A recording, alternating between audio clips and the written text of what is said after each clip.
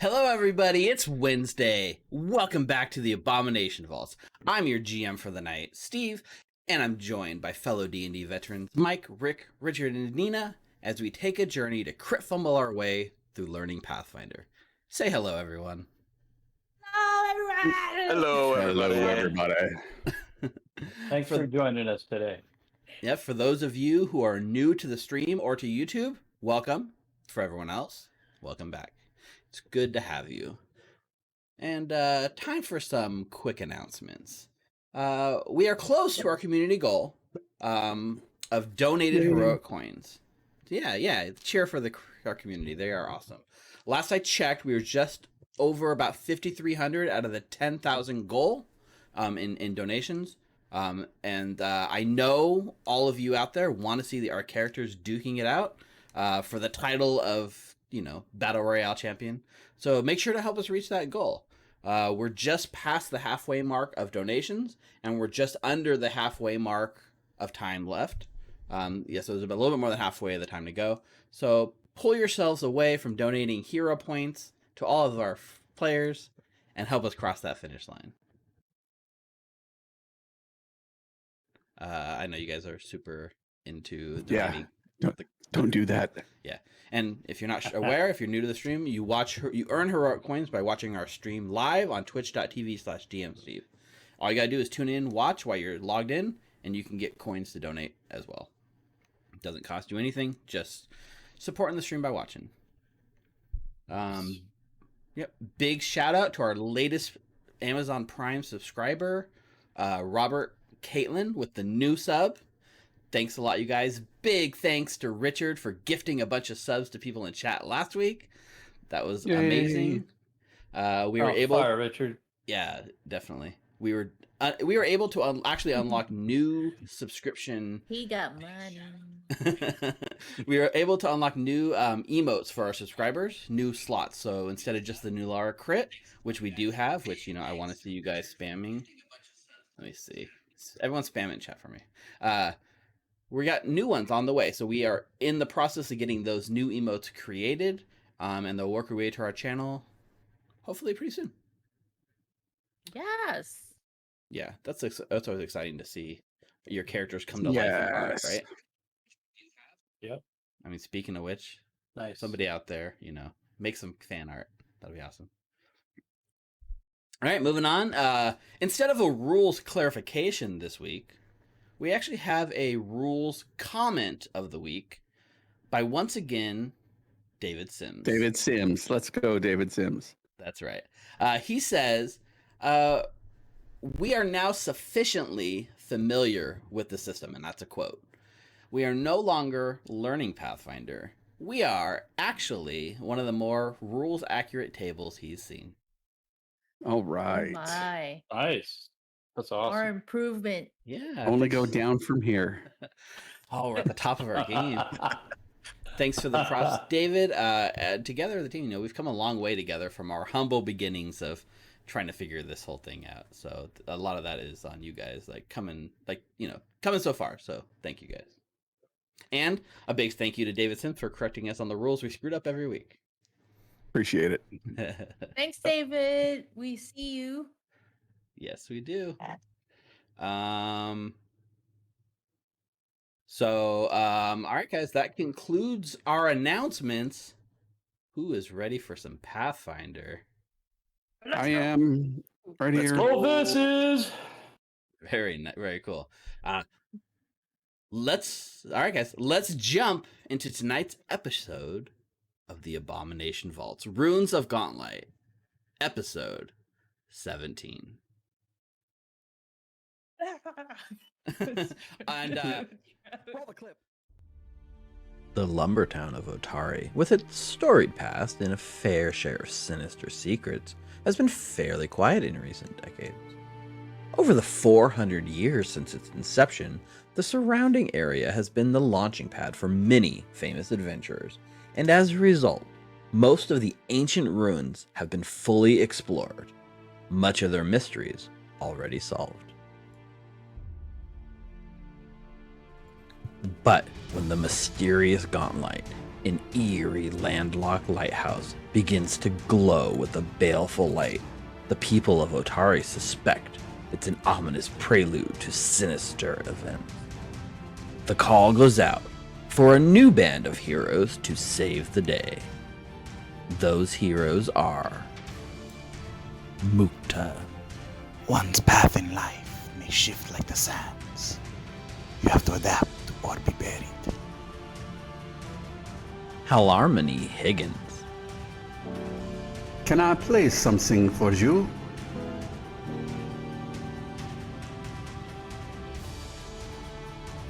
Nulara, Hey, I know that it's scary, but you have to get up. Okay? Take my hand. Ugh, very good. Let's go. Clovis, Nature is not to be put in order. Nature is order. It is for us to put ourselves in unison with this order. the time has come to enter the Abomination Vaults, Ruins of Gauntlight. Right in. Do it.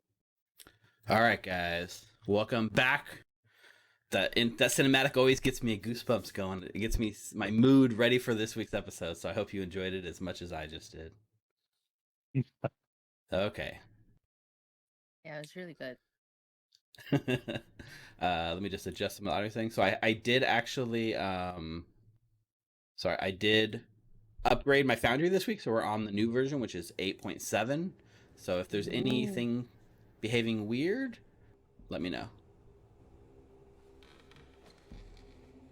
Oh, There we go. everything's creaking. Yeah, I was adjusting some of that. Okay, here we go. Wow, really cool.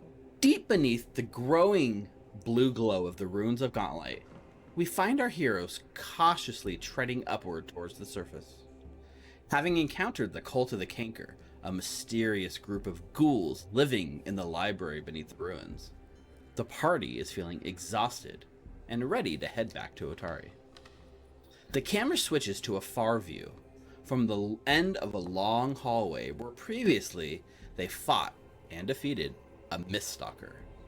We can see our slightly disheveled party exiting the library cautiously, sneaking up towards the staircase that takes them to the surface. As this is happening, we see Hal's dancing lights flicker across the darkness, causing shadows to dance across our heroes' faces. The camera zooms in closer, slowly, as we hear the voices of two of the characters conversing. The camera continues to draw in closer, making you feel more intimate as you watch. As the characters come closer into view, making their way up the staircase towards Volok's office. And as the camera pulls in and settles, we can see that Clovis is in the midst of a conversation with Nulara, and we begin to hear their voices as the camera gets closer. So, Clovis? And Nulara, hey, so what do you think Yeah. about Hal becoming mayor? What are your thoughts? Wait, are we actually serious about that? I just want to know your thoughts. I know at the party with the mayor, I was pretty impressed with how Halarmony worked the crowd and came over and tried to help me out. I agree. He was very impressive, but I also feel that if we throw this on him, that he might be forced to set aside his actual goal of, wanting to create a story and succeeding here and just bragging about it to Caroline's father. Also, he's kind of young. He just turned 18, Clovis. Yeah, I forget about that a lot of times. He carries himself so well. I know he's very mature for his age. Yeah. All right, I just wanted to get your thoughts on that. Were you leaning into helping him get the seat, or? I think so. Yeah. Just wondering if he became mayor, if he would be open and understanding what's happening with the mill and the forest out there. If he can make changes or understand what's best for the town instead of what's the mayor who's just all into this profit and killing the forest all for his own gain. But, he is young. He may maybe. Yeah, go ahead. Yeah. No, yeah, I'm just looking at you. Is that? Do you usually get out of the forest, Clovis? Or you were haven't been out of forced to because you had to solve something? Yeah, I haven't been out of the forest in a while. I didn't grow up in the forest, but I have been in the forest for a long time. But yeah, let's just say something has brought me out of the forest.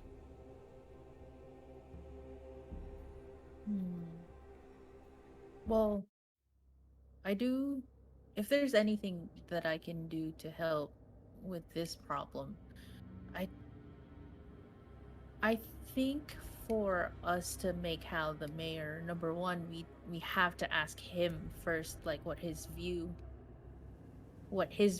on it is, because I don't think we ever really asked for his opinion on it. He's just always been the most personable one among all of us, so he usually speaks. But yeah, we never really got his opinion. And then after that, if he wants to become the mayor, then we've grown into being the team that we are now. You gotta stick with your team. So I agree. Mukta, when he mentioned it, he got my wheels turning. Hadn't really thought about it before, but it does make a lot of sense. And I'd have a lot more to share if he decides that maybe this is something he wants to do. So, all right, just wanted to get your thoughts. I value your opinion. So. Oh, thank you. Also, thank you for keeping us alive. You and Hal do great on that.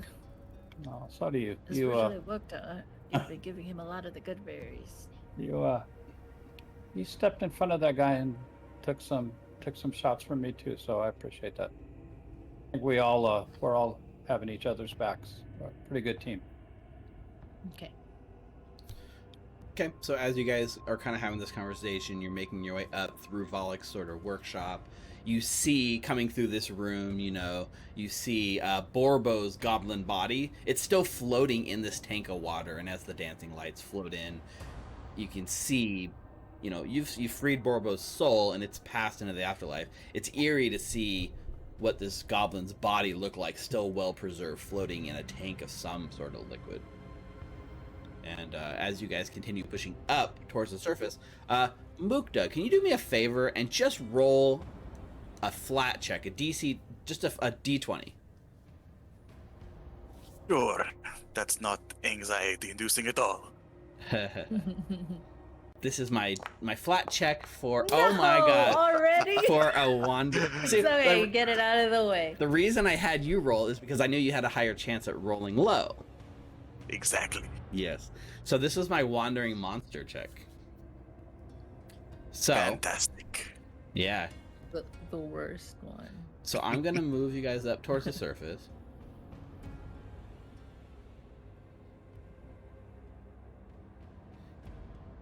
So I'll activate this. The GM asks and Mukta delivers. Yeah. This is why our next emote is gonna be a Mukta crit fail. Because it's brutal. Yes, it's pretty appropriate, actually. No. Okay, so what is your guys' marching order, since it's irrelevant now? I'm usually in the front. Makes sense. Okay. I'll be behind the Nulara as I have to move the lights in front. Oh, hi Hal. I would probably be trailing then in the back near the dimness of the dancing lights. Got it. Yeah, as you guys come up out of the beneath the ground, right? You come up to the surface, and up here, there's no need for dancing lights anymore because the daylight. It's midday. You can see the sun streaming through the broken like roof of this little building.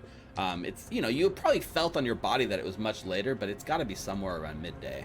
And so Nulara is the first leading up, and I'm assuming you guys are still in your very normal things, avoiding detection, searching, defending. Right? So Nulara comes out of the door and into this like workshop where you once met the little brownie called Tangletop. And as you turn the corner, you see a familiar face, Nulara, because right in the building, right at the end of the hall, rooting around, appears to be a giant scorpion, once the pet of Boss Skrawng, just rooting around here. And as you step up, it turns and it locks eyes with you, and with its body language, you can totally tell this thing is very hungry. Does anyone remember what Boss Skrwang used to calm him down? Well, I don't know. We could have asked his tribe, but apparently they got slaughtered. Is Boss Skrwang? Skrawng, I think. Is his body here? You totally forgot about him, guys. Don't worry, that was like 8 episodes ago. Where is Boss Skrawng? I mean, last time we left him, he was perfectly fine. I know. Boss Skrawng! So as you're sitting here having this conversation, as time's passing, this thing's like looking at you, and then it's charging now. Like you haven't done anything to dissuade it from actually charging. So we are in initiative. So I don't think it would even understand me. Hey, Steve, I'm only seeing a black screen. Like, it's faded. It says level 2 servants quarters still. So I've refreshed a few times. Thought maybe it was on my end. interesting. I see you on this. Well, no, I don't. Yeah, and it says I don't have access to my tokens. So It says you don't have access to your tokens. yeah, when I logged in, Does it say you don't have? or maybe let me see what it says when I refresh. It is true. I see you are the only one that's not on the screen right now. Let me just do this to pull you guys all. Force pull you all here. It might be a multi-level token thing, not doing it. You don't own any tokens with vision in the scene. Okay, that's what it's saying. That's what it's saying. Yeah, it's saying level 2 servants quarters is where I'm sitting. Yeah, you're on like a different map or something. Let me try this. Yep. Let me go activate this. Pull everyone here. Okay, now I can see the main map. All right. Okay. I had found remember how like sometimes when we use this thing it would teleport and we'd lose the token? I actually figured out why, and it's because I had copy pasted a map for my DM prep, and there was a copy with the same named like exits. Yeah, default. Yeah, so it would just randomly pick one of the two maps. So sometimes you went off to this other map that didn't exist anymore.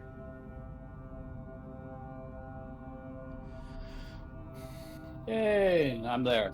That did it? Okay. I just had to activate. Sorry, guys. I got had to- lost. I took a right instead of a left.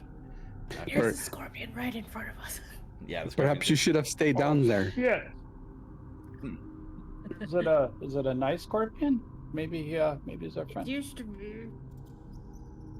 Do you normally talk to the animals? Perhaps you could talk to this one. No, I haven't quite learned that yet.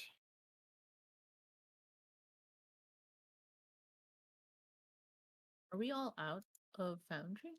Right, never mind. Yeah, I was gonna say I just No, thought maybe I it was just me again. I had a module that wasn't loaded right, and I had to reset so I could get it because I couldn't resize my UI. Okay. Didn't say anything. I thought it was me again. I go, oh god, here I go again. No, I didn't know it was gonna freeze everyone out. Okay, so Okay. I have Hal on the initiative, and that's it. Oh wait, because I froze. I got it. Oh, Yeah, okay. I gotta pop my screen out. Gotta get the I'm character going again. refreshing. This is part of the whole growing pains of updating your foundry. Yep. Let's roll Let for me- the scorpion. I'm going to have to go back completely and hold on. Hey. Okay. Ooh, a second natural one of the night. Look at that in chat. 2 natural ones in a row from the party. Not good. It is just not your night. Let's just get him out. We're just getting him out of the way, right? Like from now on, we have the Nulara crits coming our way. Exactly. Well, I need to Why not manifest roll? this. Manifesting it right now. Laura, you're the shit. All right, Clovis got a pretty good initiative. You're a great ass fighter.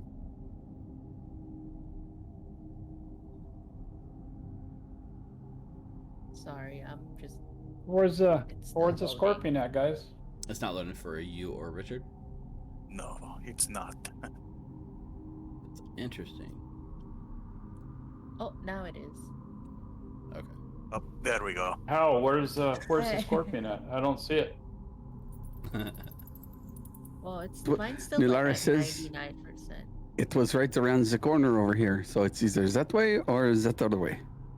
I assume it's I assume it's to the right.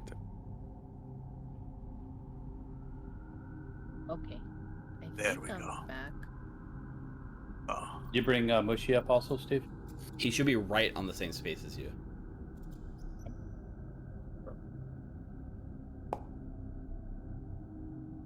Did I roll? yes, you did.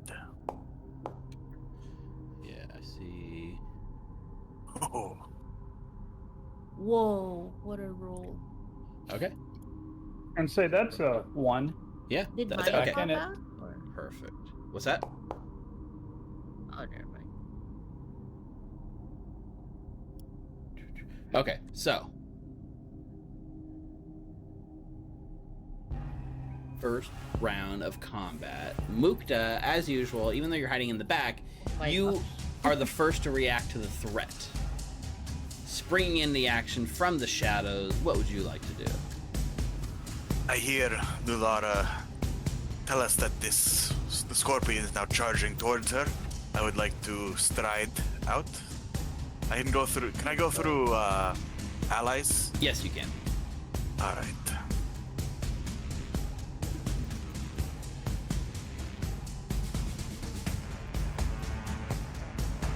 Okay. All right. Second action, pull out my short bow and go in for attack. Okay. Now he is flat-footed because you act before in combat, right? Indeed. Very good. All right. So I will target the scorpion and say, "Where is your master?" And fire. Go for it. A 29 is a critical hit. All right. Nice. So there we go, Mukta. Wow, not bad. 23 points of damage to the Whoa. giant scorpion. Jeez. The awesome. arrow flies out, lodges itself between the chitinous plating of this thing. It rears back in agony. You bloody this thing in one hit. All right. Third action, I will strike again. Okay. Much better than a natural one, I will say. 21 is a hit. For 8 points of damage. 8 more damage, yeah. As it And, opens its mouth to scream, you sail another arrow to shut it up. That's my turn. Perfect. Clovis, Alright. Okay, I'm gonna to stride right next to Mukta. that's right. Nulara crit indeed, chat.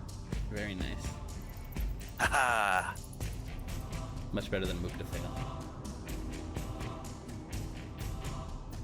Then I'm Okay. going to shoot acid at it. 22 is a hit.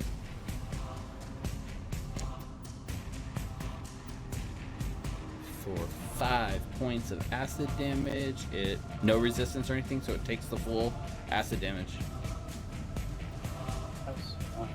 That is my turn. Okay. So this scorpion immediately runs away from you guys. I was gonna say, hey, we can talk about this maybe. Yeah, no, let's see, he's pretty fast. He's got a 40-foot movement speed. Come back.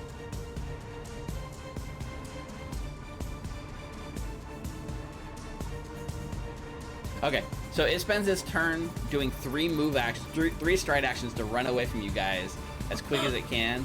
It's broken down the door that was like here. There's still part of a door that's like shattered as it runs out, but it just books it because you guys have almost killed it in one turn. All right, Nulara, what would you like to do? I don't. Is there anything in here? How did he even fit through those doors? It was pretty big. One of the doors you guys disassembled, and now the other one kind of got like completely broken.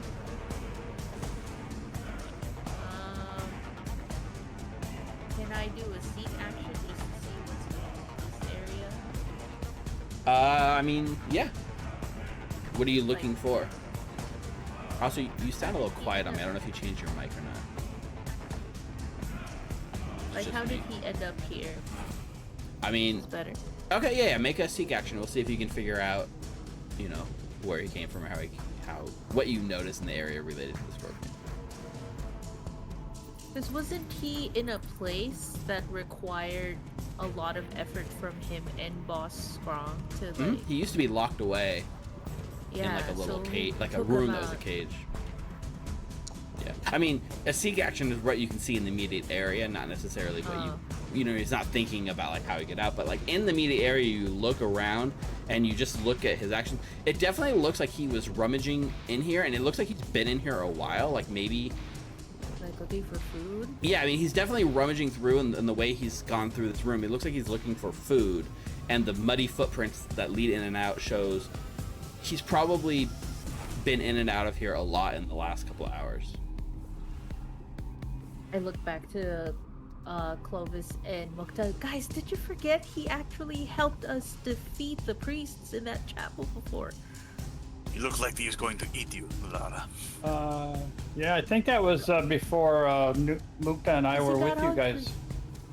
No, you were with us. It was the That's first how time we we met. did. He was our icebreaker. Listen, if the druid said it's okay to kill, then it's okay to kill. In the desert, you have to react quickly. I've seen many folks get killed and turned on by supposed pets. So, Yep. He's obviously hungry, and we got to protect ourselves. So, I'm gonna follow after. Do I see anything? Yep, I think you should be able to see it. Oh, that's Mukta? It shows Mukta's targeting it. Oh, okay. I don't know what else to do. If he attacks, then I'll attack him. Okay. And that's the end of my turn. Somehow I think you like re-rolled your initiative or something. Me? Yeah, because you rolled a 27 perception and now your initiative. Oh yeah, you rolled initiative when you did your seek action. My bad. That's okay. Hal. I'm going to say I don't want to be here, and I'm going back down the stairs. Okay. but I thought you wanted to go back to town. So you go back down into. Oh, you didn't want to be down there, Hal? Back down. I don't want to be eaten, and I will hide and I'll cast the shield, and then I'll try to hide and be really quiet. Yep. Okay. So Hal dips. Mukta. I will put away my. I'm going to. I mean, there's two choices we can make here. Are we gonna hunt it down and kill it, or are we gonna let it run away? I was trying to maybe track it and see if it would lead us back to maybe where Boss Skrawng is. Yeah, go ahead. Skrawng. So I will stride first. Uh-huh. That's 25 feet here. Nulara, did you see where it went? He's right across the river. Right here. Alright, I will Let me see. second action to go out here. And then my third action, I would like to survey the ground and try to see if I can see any of Boss Skrwang's footprints or only the scorpions. Sure. Give me a perception check. Alright.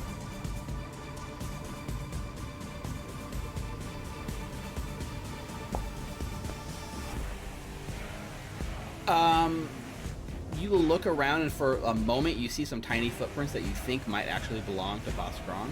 But upon closer investigation, they're definitely not Boss Skrawng's. They're your own. You only see your groups and the Scorpion's footprints. You see no sign of Boss Skrawng. Turn to Nulara.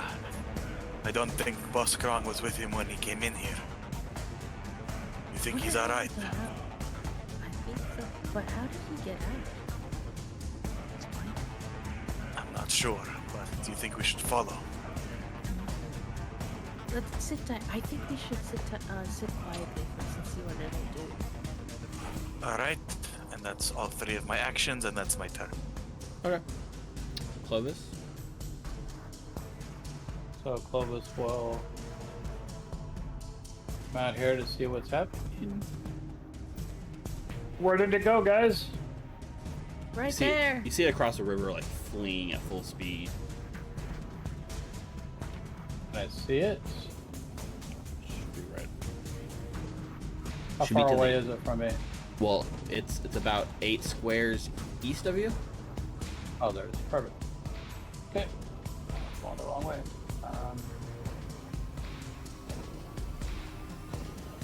I'm going to attack it. Ray of Frost. Okay. That 25 is a hit. 6 points of cold damage. You blast it and it gets covered in like a bit of frost. But it is not dead. Clovis, It's hold. my turn. We're trying to see if it could lead us back to Boss Skrwang.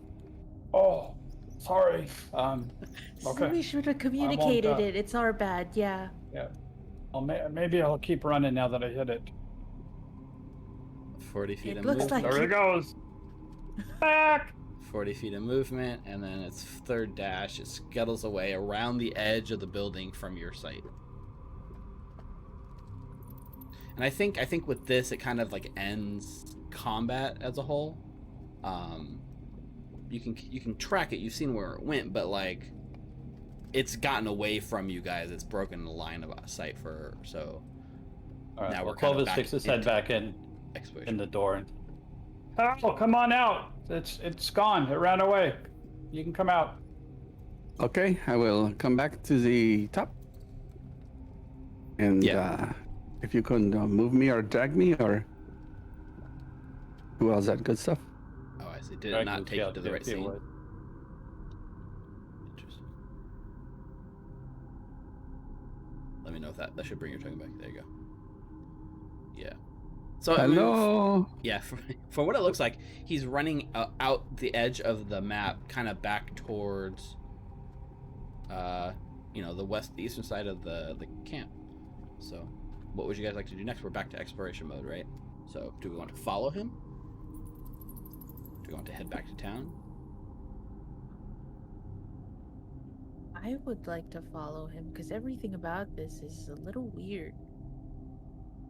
He should have been with Boss Skrwang, yes? Yeah, that was one of his prized possessions, that and the bee, if I remember correctly. And also, if he's just out here, then whatever group finds themselves here is gonna die because he's obviously hungry. Right, and I hate to leave an animal wounded like that, and we should at least put him down. Yeah. Yeah. long as we don't get into any combat, I don't know how you guys are doing, but I can't do a whole lot now. So you I guys don't- are free to move your tokens towards the direction you guys would like to explore too. Why you guys are having these conversations? The exit is this way, yes? Yeah. Yes, I think, well, me and Nulara at least are going to take a quick look. I think it's blocked. Oh wait, no, you're right. There's the door there. Wait, hang on It a went the other second. way, didn't it? It went this way. Yeah. You guys are going the wrong way, I think. Halarmony, this way.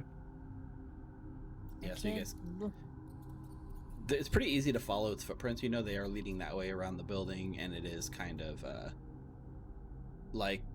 heading back south. Mukta had At this point, I put my short bow away and I start sneaking. Okay. I'll go ahead of everybody. Okay.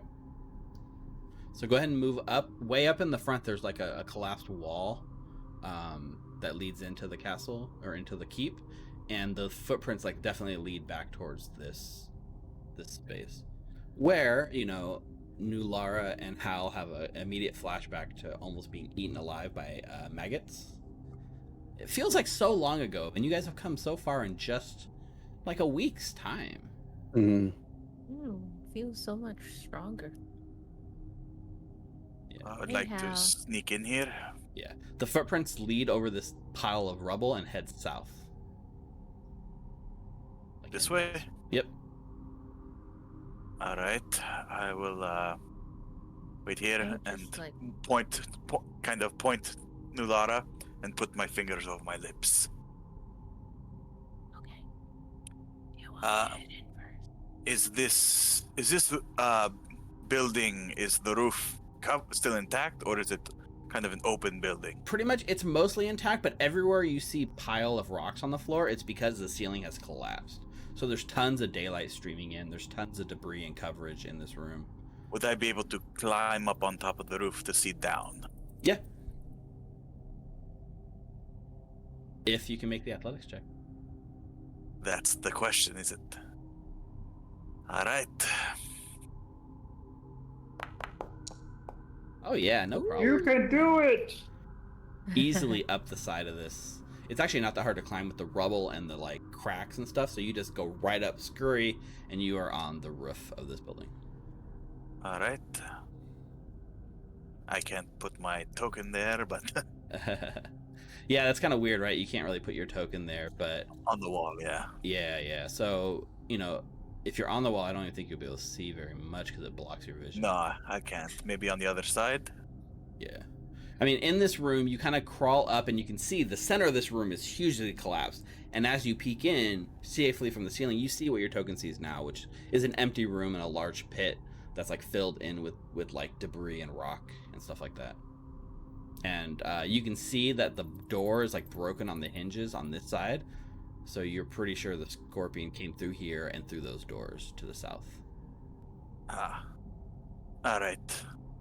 And so Well, Yeah, if you walk, you can see like where the edge of this room is. On the south side of this room, there's a gap between this room and the next room. So it's like a 5-foot jump, so you could leap from one roof to the next, but the next wall over, like the next building over, there's no collapsing on the ceiling in that room. There is a tiny hole where you see like a vine stretched between the buildings, and you might be able, because you're small enough, you might be able to crawl in or get a peek down that hole to see what you see. I'll do that. Okay. So Quietly, of course. Yep, make a stealth check and a perception check. Alright.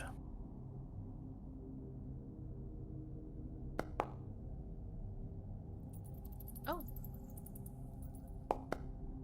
And a perception. Okay. So you sneak your head in the room, and this is what you see. You see a giant, beaten up, bloodied scorpion with like arrows hanging out of its body and like ice melting off its like plating.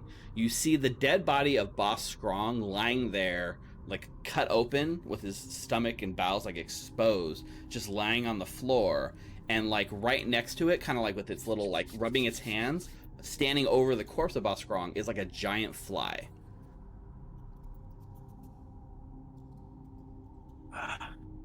It is as I feared then. I'll make my way back towards the group. Okay. So yeah, you come over on the roof and look down at everyone from the top of the roofs. Yes. Bad news, my friends. It appears Boss Skrwang has met his end. At least he's with his tribe now.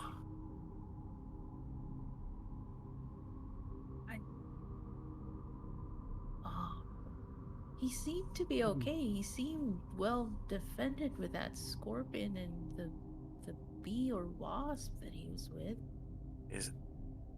So that bee is one of his creatures as well, then, yes? If I remember correctly, yeah. Something disemboweled him. Cut from neck to belly. What? It doesn't sound like an animal. It sounds like something else. No, and obviously the scorpion would not eat him even if he's starving. That much is apparent. And any animal that would have done that to him would have eaten something of him. He seemed to have been disemboweled and still intact. Like from head all the way down? Like sternum down, you know. Yeah, mostly his like body cavity looks to be like split open. It's hard because you only got a glimpse from like the ceiling. You didn't get an up close look at it, so you're just making your best guess at this point. I saw everything completely. Well, given what we just learned, I hope no one's trying to make another Borbo out of Boss Skrawng.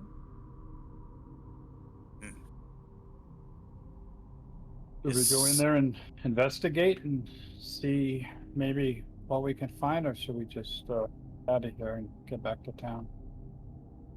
I don't think... Do we put down his scorpion or leave it be? Yeah, that too. Clovis, you I mean- seem to be... Yeah.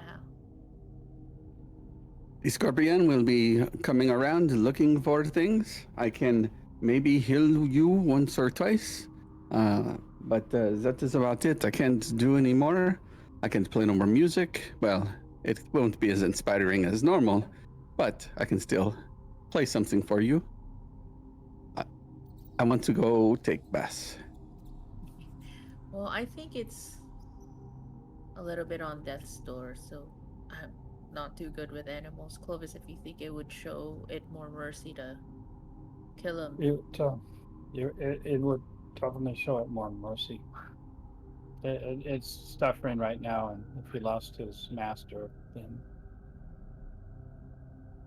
Okay, think Clovis, it's I'm with you. Let's go. Let's go do it. All right. Wait, Hal. Let me get ahead a little bit, and I will sneak over first. Okay. Yep. So you guys can tell me your marching order. You can tell me, what actions you're taking going into this fight, knowing that you're heading into a fight. I will take the sword. I'll put away the trident. Heck no, I'm not gonna kill this dude with his master's weapon. Very respectful of you. So I think I injured it quite severely. I feel responsible. I'll go ahead this time, Nulara. I'm right behind you. Yeah, so it's in like the next room over, the same room you first met Boss Skrawng in. So if you guys want to move your tokens up to get ready, you'd probably be... So remember, this room has a huge pit in the middle, and there's a very narrow ledge where you're kind of shimmying along the side just so you don't fall into it. It doesn't even require a roll for you to like move along that at like decent speeds. If you were trying to run at fast speed, it might be an issue. But here, getting set up, it's fine. So I will kind of Scorpions here.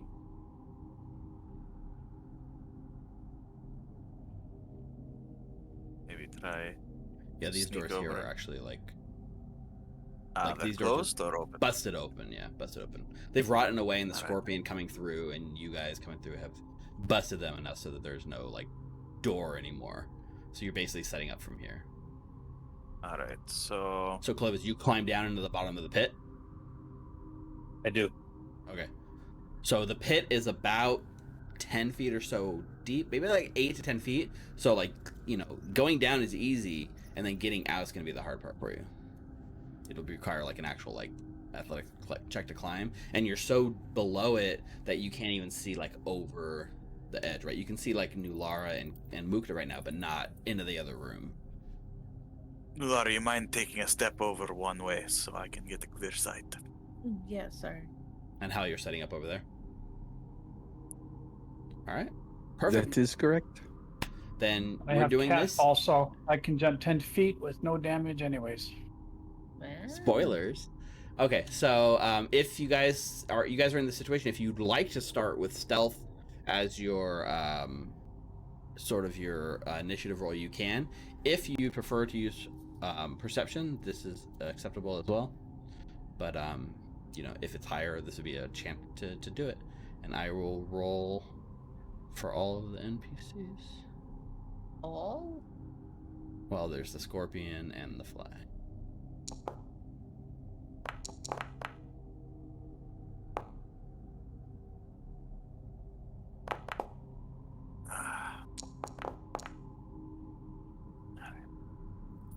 lost my...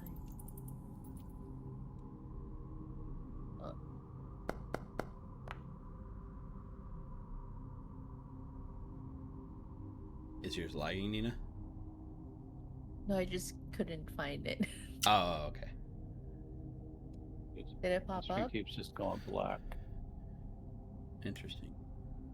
It's like whatever you refresh or do something. That's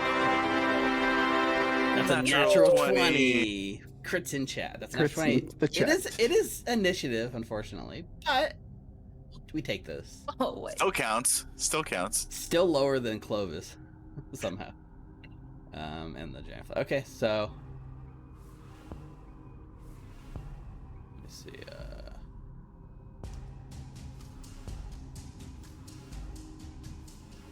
Picking up at the beginning of combat, the guardian of nature himself, Clovis, top of the initiative wow. order. Let's teach these animals a thing or two about civilization. I'm going to delay. From first in initiative to delay. Very cool. Okay. I can't see it. And Okay, very cool. So you delay. So when you want to jump in after someone's turn, you let me know. Okay. The giant fly turns around and sees you guys, and then catches eye like contact with you, and then it's immediately just kind of like gets like startled, and the first thing it does is like fly. It just bzz, it flies away. So it uses the fly action to fly, you know, somewhere and like out of your view, and then you see it kind of like appear for a moment through the outside, and then it looks gone, Nulara. Like you see it fly out the window and off somewhere, and you can hear a buzzing noise from outside. And that's its turn. Nulara. I look at Mukta, can you peek out that hole for me and see where the fly went? And while I get inside this room. Okay. So I'm gonna stride in. Okay. Let's see if I can get all the way to the scorpion. Okay. I'll use 2 stride actions to get all the way to the scorpion. Yep. You can see it, like it's surprised that you've tracked it, and it's kind of like got its back to you a little bit, and it turns around. You see a sad little scorpion eyes looking your way. With my long sword, I'm gonna hit it. Go for it. I'm sorry. The druid said it's okay. 13 is not gonna do it. 13 to hit. Oh. It's a combination of the sword and your guilt. Like, Yeah. you know, if it was a trident, you would have done it. But the image of Boss Skrwang's dead body there flashes in your eyes, and you're it's so blink it right off the edge of the armor. Yeah, that's the end of my turn. And as you do this, you look down and you see Boss Skrwang. He's got his kind of stomach, chest disemboweled, and you see it almost looks like it's pulsing. And then it does, and it belches force, and a giant maggot crawls out of his stomach and lands at your feet. Damn it! That thing again? Oh, it is that thing again. Yeah. All right, Mukta. Or Clovis if Clover wants to jump in. I'm gonna jump in after Mukta. Okay. I will first take a shot at the giant scorpion. Okay. And you're not in the pit. You're standing on the ledge, right? Yeah, no, I'm not in the pit. I would be on the ledge. Yeah. I see your token like on the pit. That's why I was asking. I was trying to go probably like. Yeah. No, it's fine. Yeah. Ye- So, go ahead and take that shot. It's a big Alright. enough target that even with Nulara kind of between you guys, it's not blocking the shot. All right, and it's flat-footed because I go first in combat. You did beat it in initiative, yes.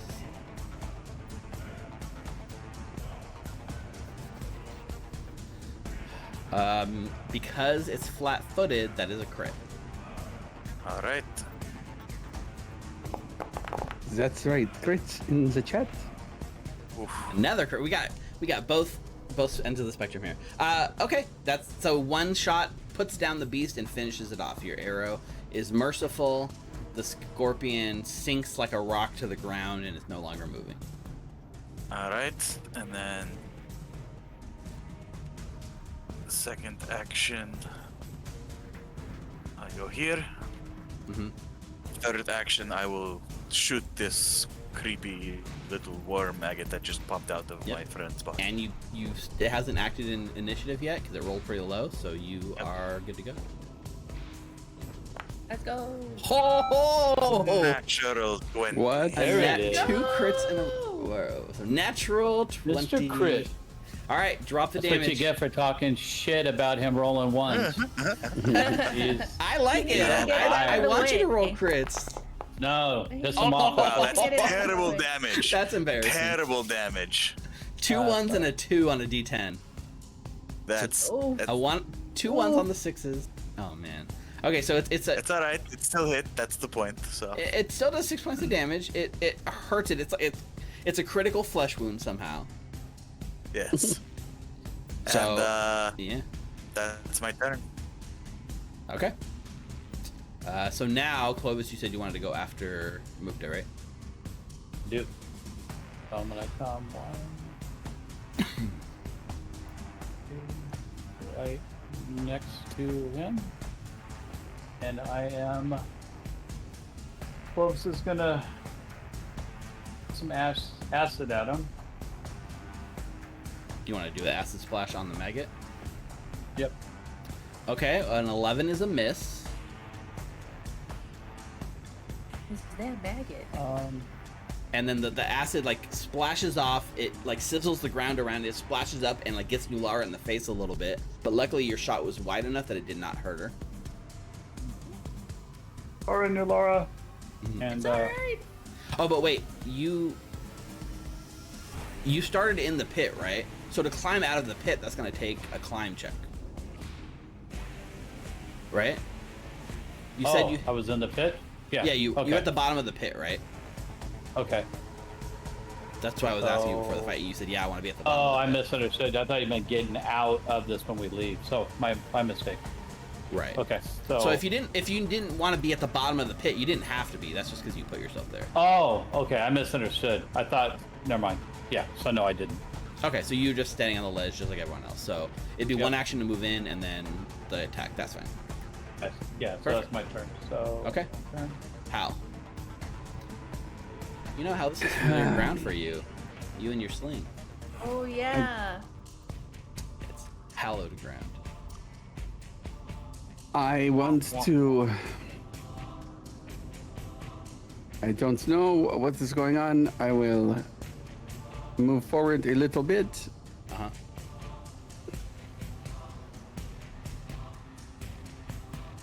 And then that should be 25. Well, 25. Good enough. You're Oh, like that's a just.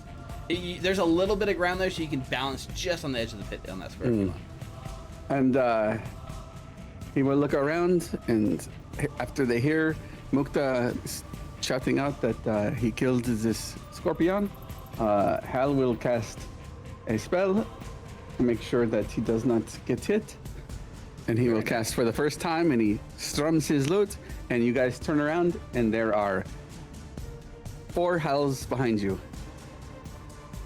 Very cool. How? So 2 of them are standing over the pit doing nothing. You're now your own band. That's That's pretty cool. All right, mirror image goes up. Very nice. And that's it, right? That is my turn. All right, Nulara, your friend. There's flashbacks to this exact moment a week ago when you first arrived. This thing leaps up to try to use its mandibles to bite you. It rolls a 10. It hit me. Yeah, it rolls a 10 to hit. It's embarrassingly terrible at this, and you don't know how you ever fell for this. For its second attack, it's going to do it at the penalty. That's a 7. So it's just like, it's so tiny and slow and just like Slavic, like it's just, you're like literally like holding it down with your boot, you know, and just like really. It also, you know, it has nothing else to do other than this.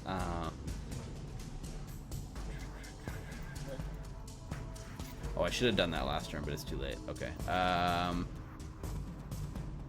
It's just gonna use its desperate, sad, pathetic 3 on its third attack, and it got nowhere near affecting you, Nulara. All right. Top of the round. Like Hal, you cast this mirror image, and there's like a bunch of like howls buzzing around.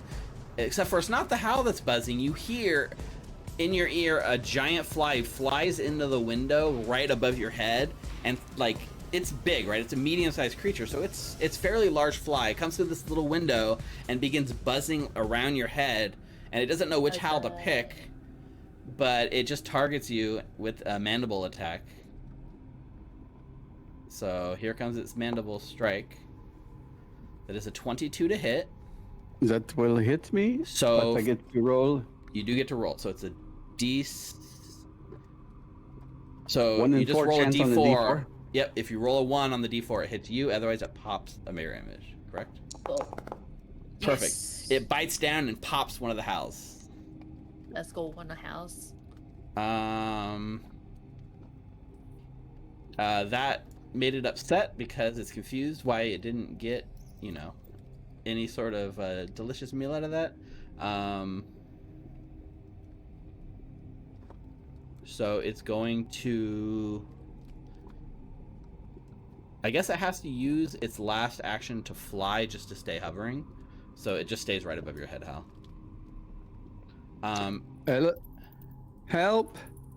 At that moment, in the shadows of this room, you see for the first time, you hear a buzzing sound, Nulara, as unbeknownst to the rest of you, there was a second fly hidden in here. And these 2 flies, looking nearly identical, although slightly different in colorations, this fly uses its, you know, stride, its fly action, or, you know, fly to fly, a stride action to fly out here and get between Mukta and Clovis. And then it's gonna go after Clovis. So Clovis, mandible strike against you. It was almost a natural 20 for a second. That's a 22. It hits. Perfect. You take 5 points of pierce, and I need you to make a fortitude saving throw.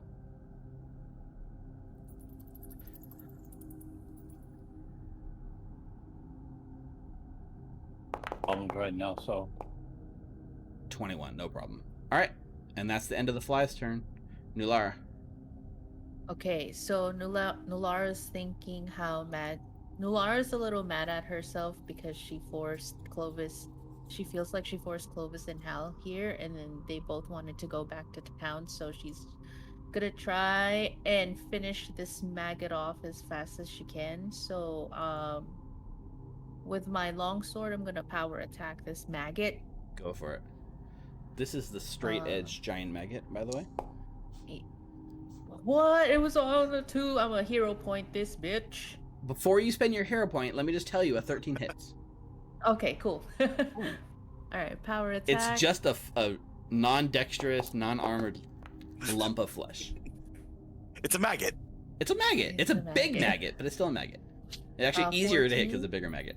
So that's 14 points of damage. So you slam into it with your power attack. You and as you do, it like explodes and vomits its like innards out all over you. Like, I need you to make a fortitude saving throw.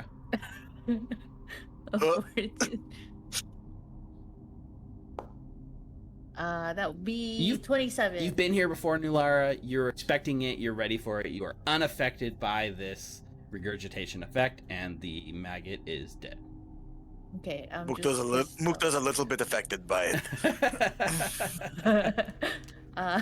And then I'm gonna use my stride action, seeing the fly go towards my friends. Mm-hmm. I'm gonna go to it, and then for my third action. Well, power attack was 2 actions, right? Oh, sorry. Never mind. Yeah. Okay. Yes, that's the end of my turn. Clovis, run! Mukta, I think you can help Hal. All right. All right. I will tumble through this fly space. Yeah, that's fine. He's kind of flying above your heads anyway, so you probably could just walk through him. If you want to tumble through, I'm not going to stop you. Are you doing it for style? Yeah, for style. Okay, then make that tumble through check. All right. Look cool. Yeah, super cool. So critical success on the tumble through. Describe to us what this looks like as you literally tumble through this fly space. And you know what? For the hell of it, I'm giving you an extra hero point for this pointless exercise. All right. Awesomeness. Nice. So, this fly is buzzing around trying to attack Clovis. I see Nulara run up. I actually take 1 foot off Nulara's knee, jump off it, and actually take my 2nd foot and leap and push the fly down towards the ground as I do a front flip over it and run towards Hal. Go for it. Yes, let's go. Tumble through crit lets you do like a full movement? Full movement, yes. Perfect. Doesn't cost and it. No difficult terrain or anything. Awesome. All right. So that's You're about to get your 20. first look at 3 howls buzzing around the room, right? Hal, you didn't tell me you had brothers. Yes, he did. We rescued them. So this fly is in the air, correct?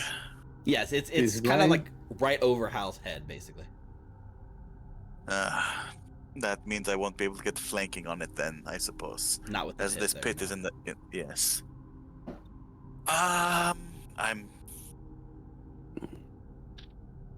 guess I'm just going to shoot at it with my short bow. All right, Not much else I can do. It's not flat-footed.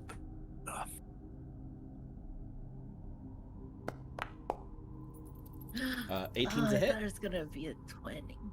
Close. Another crit would have been awesome. 3 points of damage. 3 points of damage. And So you hit it with the arrow, and what it does at that point is wait, so you rolled an 18, right? So actually, here's what happens. It sees you going to attack you. The arrow shoots. It would hit, but it's going to use this reaction it has, which is called avoid the SWAT. So it's targeted by a ranged attack it can see. It gets a +2 bonus against the AC, which takes it to 19, which makes it miss. So it sees you coming. It like avoids the arrow at the last second, and then it uses it up to its fly speed, and it flies across the room this way. Oh, you little bitch. I'm going to attack it again Yes. Yeah, good. with my third action. 17. Yeah, that hits. I think All right. it's weird because avoid the SWAT is I think listed it's- on here as a passive and not a reaction. But I don't think it should be able to do it all 3 times, so that's fine. Even then, this would. Well, no, it's fine. Yeah, you hit. If it's passive, because it's melee or range, so it wouldn't be against spells. So I 'Cause guess it- AC wouldn't work. Yeah. It doesn't say like, as a reaction it does it, but maybe that could just be a mistake in the translation. So On Archives of Nethys, it's listed as a reaction. yeah, that makes more sense to me. So I think it's just mistranslated here. Maybe I built it wrong. If I built this on my own, I don't remember. Okay. All right, and that is my turn. Thank you. Perfect. Nulara. Okay, letting go of the longsword, picking up the trident. Is Wait, the how fly is it? with it? Didn't Oh. didn't Nulara just go? Oh yeah, I did just For go. me? It's Clovis's turn. Why does your initiative keep changing? But I'm on the same spot as I was earlier. On my end. Yeah, that's weird. Yeah, it jumped. Yeah, because Oh, you I should don't be know. at the end of the turn, right? Hmm. I think so. Okay. Yeah. So Clovis. Okay. The fly right next to me is dead, right? No. The fly right next to you is just buzzing. You watch Mukta do an awesome spring one's off its still alive? back, but it's still alive and buzzing right between you and Nulara. All right. So I am going to wild shape. Okay. What does that look like, and what do you turn into? To a bear. Go for it.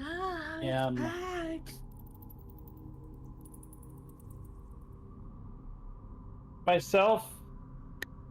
Clap my hands. And I am going to turn into a bear. Okay. So Clovis, Alright. your tiny, frail elven body becomes a much more buff bear.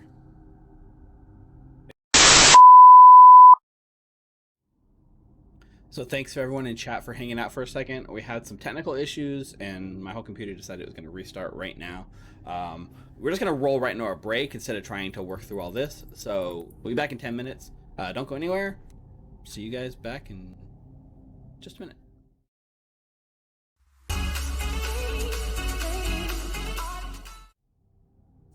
All right, guys, welcome back. Thanks for hanging in there with our technical difficulties. My computer decided it was that moment it needed to restart, and so we just rolled it right into the break. The weird thing is, even though we all crashed when we went to break, when we all come back, you find yourselves victorious standing over the defeated bodies of the flies and everything. Congratulations, guys. You did it. What did you guys roll when I was away, and just like narrate it yourselves? It was quite spectacular, really. I guess. Well, let's hear Mukta. Tell us what happened, since everyone missed it. Just catch us up. Clovis turned into this hulking giant baby bear and took one clean bite and just bit the fly's head off. Mukta had to run over, and I pried open his jaws and made him spit it out because he was going to get sick if he ate that. It's good. You're After very that, considerate. yes, Hal took out his sling and in one shot put a stone straight through the other fly's eye that was trying to retreat. Wow. Well, that's something. Congratulations, you guys. I like to see it. So, for your victory, please take 95 points of experience. All right. Not too shabby. I don't think that guy put you guys quite over the limit, right? 745, right? Yes. So you're just Not yet. just close. But as you take, so in the aftermath of the fight, You see like Boss Skrawng laying here. His stomach has been turned into a sort of incubator for these maggots, and it turns out that if you don't feed your pets for too long, they come, finding a way. And it looks like with the wounds and stuff, it looks like he was killed by the flies, and instead of eating him, they just decided to use him as an incubator. Gross. Poor Boss Skrawng. So, his body lays here. It's disgusting. It's bloated. Do you want to give him like a proper burial or anything, Nulara? Nulara does not. You're muted. Oh, I said no. Yeah. Just good luck when you see Pharasma. Okay. Amen. So, yeah, sorry, go ahead. No, yeah, amen. Okay. So yeah, so we managed to finish this combat off, and then battered, beaten, but not destroyed. The group. Do we have anything to set fire? Maybe. I was thinking that too. Doable. Good thing you mentioned that. I was looking through my backpack, Mukta. I found a flint. Yes. I have a flint and steel. Yeah. I think we should at least maybe ensure that no more of these flies use his body as a breeding ground. I agree. Yeah, and so there's this nice moment where you guys burn his body on like a pyre, get the flint and steel, catches, and the whole thing goes up, and it's touching. Is it more touching, or is it more just practical? You guys, are you doing this out of like kindness, or are you doing this out of practicality? Mukta's definitely doing out of practicality. Hal is singing Ends of the Road with his other 3 people, and he's playing the song and doing all the harmonies together. Nice. Now that's a show, my friend. How long does mirror image last in Pathfinder? It lasts for, I believe, 1 minute, and even if it does not hit my AC, it will still go away, but it'll still make an image disappear. Got it. But the effects that it happens does not happen. Got it. That's cool. A little different than 5e, but I like it. And you don't have to sustain it or anything, so that's cool. It's Yeah. not concentration. All right. So we are able to transition into our travel back to Otari. Clovis, are you still with us? I wasn't sure if you were still having issues on your end. I haven't heard you in a while. All right. Can you hear me? Sort of. Right. I can, Sort but of. you're cutting in and out a lot. I'm not sure what's going wrong on your. What to do? Yeah. Okay. Yeah. But you are here with Microsoft us, Edge, yes. which is running this, is running 80 to 90% CPU. So, That yep, I'm here. That can't be right. Okay. So, as you travel back to town, right, you make your way through the Fogfin Swamp. Here in the daylight, Clovis, you can't help but notice the unnatural rot present in the air. A subtle scent that you were trained to smell. Swamps aren't really known for smelling good or anything, but hidden amongst that natural decay is something you smelled before in the forests around Otari. An unnatural disease lying just beneath the surface. And it's not long, just, a 15-minute casual stroll. You arrive back in Otari.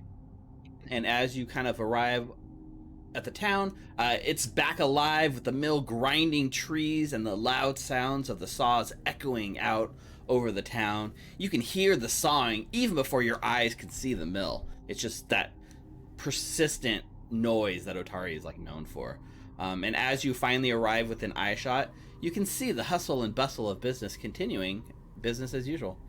Cut lumber being floated down to the harbor, ships being loaded in the docks, traveling merchants selling their wares in the marketplace.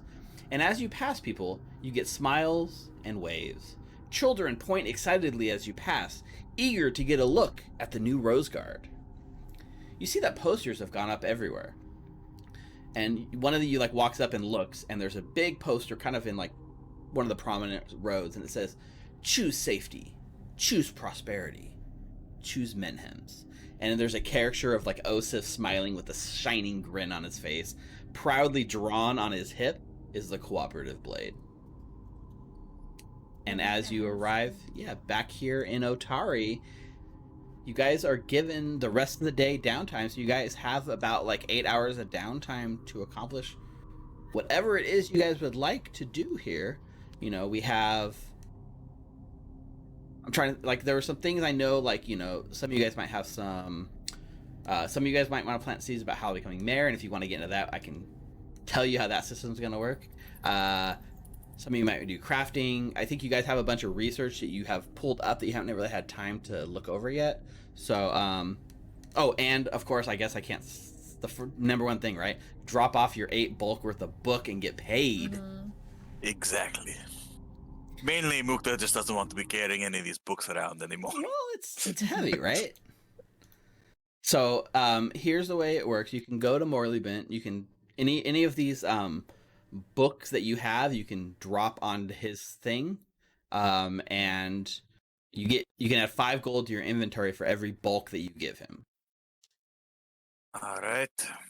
So you go to Morlibint's, and like usual, he's super protective. He's got his windows drawn, locks on, and as you knock, he sees you guys standing outside with books spilling in the piles, and he's like, oh god, and he opens, click, click, click, and lets you guys in. Why don't we put all of the bulk books into the trade character first, so we can do this all in one go? That's fine. If you want to drag it to the trade character, that works for me. I And how much? And let me know what your total bulk that you guys were able to bring back. I have 3. I put 2 in the trade character right now.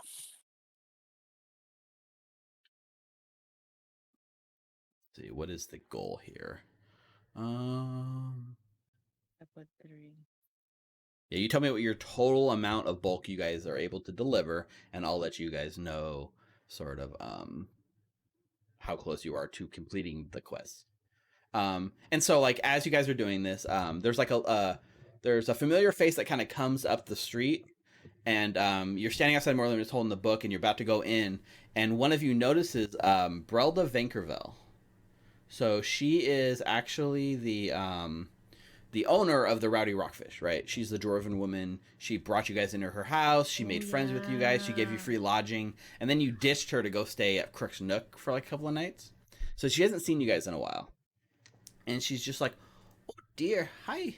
How you doing? I was hoping to meet you at the party last night. I just you guys were very busy and I didn't want to interrupt. I haven't seen you at the Rockfish. What? Everything okay? Yes, everything's okay. I had no idea that you were at the party, and I don't think we stayed in for that long. There was some business to attend to. I saw you dancing, and Hal at least was dancing quite a bit that night. If I saw you, I would have loved to stay with you, not with everyone else that was there. She covers her face and she's like, "Oh, you're too nice." If the reason you don't want to stay with me is because of that horrendous screaming in the middle of the night, I understand. I do apologize. It just, lately my nightmares have just gotten so bad that I feel like I haven't gotten a good night's sleep in a month at least. Weeks. Whoever did the installation for your room should be paid. I had no idea that you were screaming, but you've been having nightmares? I mean, I've been having nightmares since he left. Well, since he was taken, I like to think he wouldn't have just left. I don't know. I dream about him, and I can't stop thinking about my son. Tomorrow will be a year to the day that he went missing.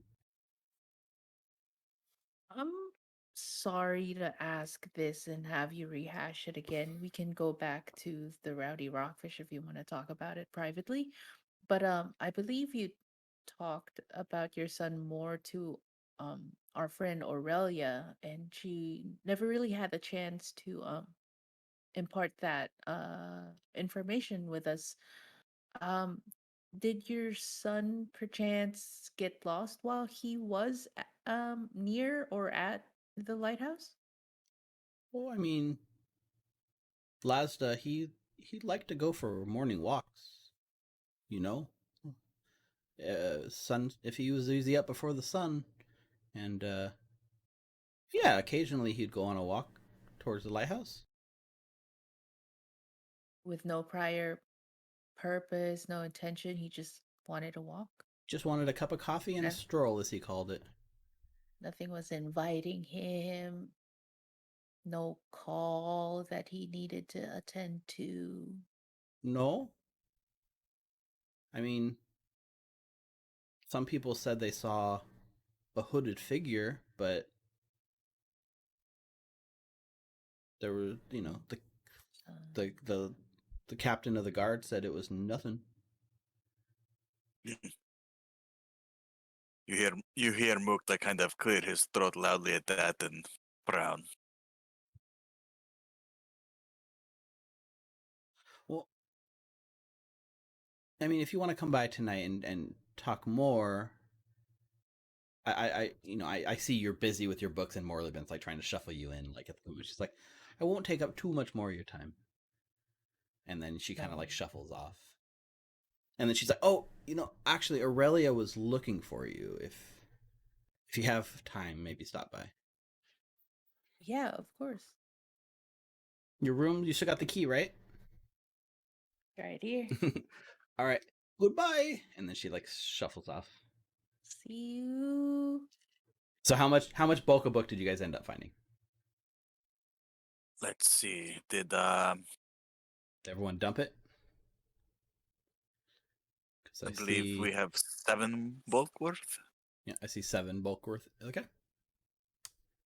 So he's like, Morlibint's like amazed. He's going over, he's picking up all these books, and he's like, oh, awesome, amazing, wow. Like, he's really excited about the books that you brought him. He's like, I can't believe you found this. People thought that this was like lost forever. And, you know, he's like shuffling it back. And as he's totaling it up, he kind of hands over 35 gold to you guys as a group. So I'll add 35 gold to the thing, and I will take all of the... Thank you, sir. Definitely appreciate that. Let's see. I'll just drag these books to his store. Morlibint, are you able to identify scrolls? Sure. What do you got? Well, it depends on the magics involved, but I can give it a shot.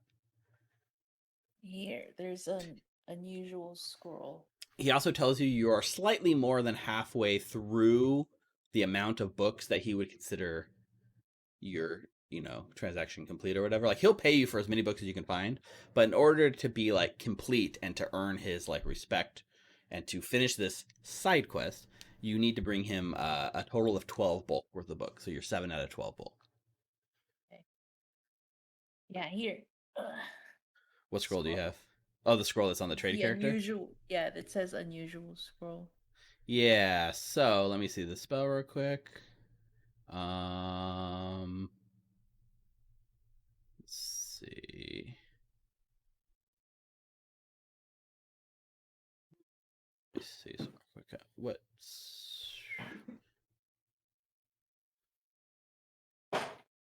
Yeah, sure, why not? So he looks at it and he goes, oh yeah, what you got here is a scroll of hypercognition.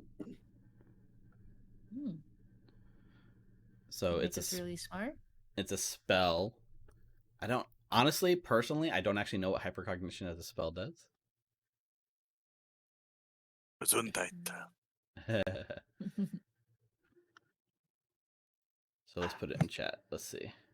Does it increase your intelligence or something like You that? rapidly catalog and collate information relevant to your current situation. You can instantly use up to 6 recall knowledge actions as part of casting the spell. So it allows you to cast a spell and instantly make 6 recall knowledge actions in that moment. Wow. In that moment? Yeah, it's only a 1 action cast. I feel like recall knowledge in Pathfinder is such an important. It Like is also, action it's considered an have. occult spell, which means of your group, Hal looks at it and goes, oh yeah, I can use that. Yeah. You're on mute, Another. Helen. You might be muted, Hal. I'm sorry. I was daydreaming a minute, talking to myself. What kind of scroll was this? I wasn't It's paying attention. I called- was tuning my lute. It's called a scroll of hypercognition. Deals with That the sounds- occult. That sounds very not very much fun, to be quite honest. What does it do?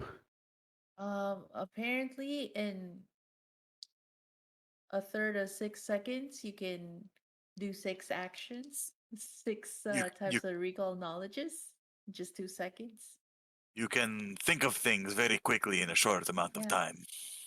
Oh, that would be fantastic, actually. Can I learn this spell? Or I'm not really familiar. I usually just do music. Can I learn this spell and like it stays with me forever? I can just use this one time and it goes away in sparkly little notes? Or what do you say? Are you asking as Rick or are you asking as Hal? Both. Okay, so it's a scroll, so you have two, like, it's a scroll in the sense that you can read from it and poof it, and it's a one-time cast of that spell. As long as it's on your spell list, you can do it. It is an occult spell, even though it's a 3rd level spell, you would have access to do that. If you were a wizard or any class that used like a spell book, you could copy it into your spell book, but like you said, because you're a bard, when you become like level 3, or when you get level 5, you'll get 3rd level spells. I don't think you have any sort of like spell book, so I don't think you can learn the spell and add it to your repertoire or anything, but we can double check that because it could, maybe it just adds bonus spells to your list, but I don't think so for bards. Yeah, for now it's just a one-time cast. Fair enough. Thank you very much. Was that the only unidentified equipment you guys had? I believe so. Yeah. He'll buy it off you for 15 gold if you're interested in selling. To buy you want to buy this scroll for 15, you said? I don't know. I mean, look at Mukta there. He almost got eaten by the fly. And Nulara almost got eaten by the maggot. I think it could be worth some more money. How about we wager? Not wager, haggle. I say 30. It's worth 30 gold. Because we're going back and we're going to complete your encyclopedia. So your set of encyclopedia, I guess it would be. So we perhaps, we go back and we look a little harder. I'm not really sure how much harder we can look because, we brought a lot the first time. Why don't you make a diplomacy check for me? Can use diplomacy. Okay, I can do that. For an additional fee, we can give him a tour of the library. That's true. Oh my god. Yes. Crits in the Natural chat? 20. Yeah, and Nulara crit in the chat. Amazing. So he's looking at it and he's looking at you and he knows he's overpaying, but he's also salivating at the prospect of getting his hands on these very ancient written sort of like weird take on magic, and so he agrees and he'll give you the full 30 gold for it if you're interested. All right. I will. Thank you. You're a good man. Now I know you will be a man of your word, and I can come back with anything we might find. I really appreciate it. This is going to go a long way to buy Nulara her shield, so we can go deeper into the dungeon. All right, so that's going to be 30 more gold added to your trade character.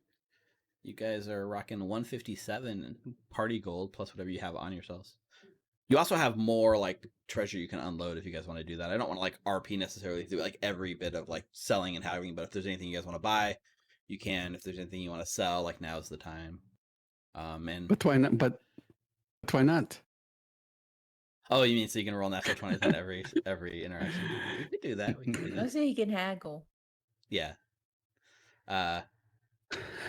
Nulara, I just don't want to drag down the game that much. We That shield was what, 96 gold? This is like 30% of the way there. Maybe I can. Well, that guy was kind of a drunk. Well, I mean, it doesn't matter. He's not going to be merry anyway. Perhaps we go purchase that shield from you. How much was it? I thought it was like 90. It was like 100 last time I saw That's like it. 90. Well, for me, it is, of course. There's the 100 gold version, but there's also, I thought you were saving up for the 360 gold version. I was. Well, we take what we can get, right? Right. That's true at the moment. That will help you block better. It's a little bit taller. Mukta could hide behind it.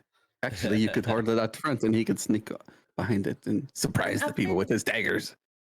No, lately I've been training to really push people back too when they try to, like hit me with my shield up. Is that true, Clovis? Huh? Yeah, I think that's true. Oh, I don't know. I've been hiding in the other room, so. Okay. Okay. Thank you, Morley. Yeah, Have a nice day. You go ahead and leave Morley's. You head back out. I think this is a good way. So let me just ask you guys seriously. Are you planning on getting involved in politics? Or is this I would more... like to ask how that person. Okay, let's do it. If Let's we do could it. get in a nice, quiet area and then. For sure. Hal, remember Aurelia? Who's that? The alchemist that was in our party before that we started with. She threw acid bombs. She got us the rooms in the Rowdy Rockfish. Oh, the really smart girl? Yes. Okay.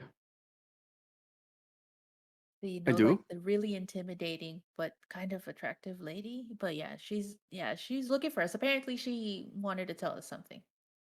Oh, we should go So to the maybe- Rockfish. Yeah. Oh, we can introduce Mukta and Clovis to her. Is that is true? Plus, do we still have the same rooms? I saw you talking with a lady. I don't know. Yes, I still have the key. And then I pull out the key. Very good. It's a little more upbeat in the evenings. There's more people for me to play for, On top mean, of if that... Oh, sorry, go ahead. I mean, it was. Why are you looking like that, Mukta? You're looking at me like from the side eye. Why are you looking like that? No, I'm very interested in your friend. Go on. Oh, okay. Well, we can walk and talk. Let's go. Yeah, you're walking and talking. You show up like at the Rowdy Rockfish as you're doing this. But I fill Mukta's him right. in on Mukta did make Brelda. Hal think it was his idea. Mukta heard attractive. It's attractive. He was listening very hard. And so while you're walking there, right?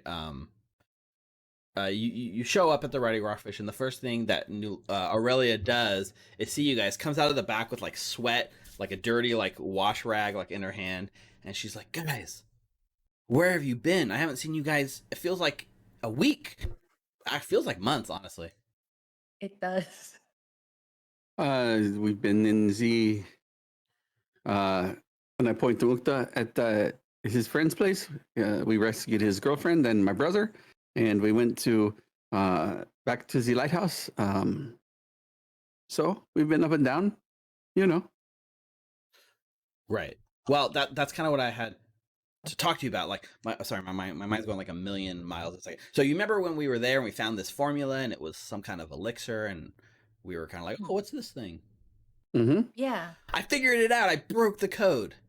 Here, and she like she flops like four. She flops like 4 potions like on your what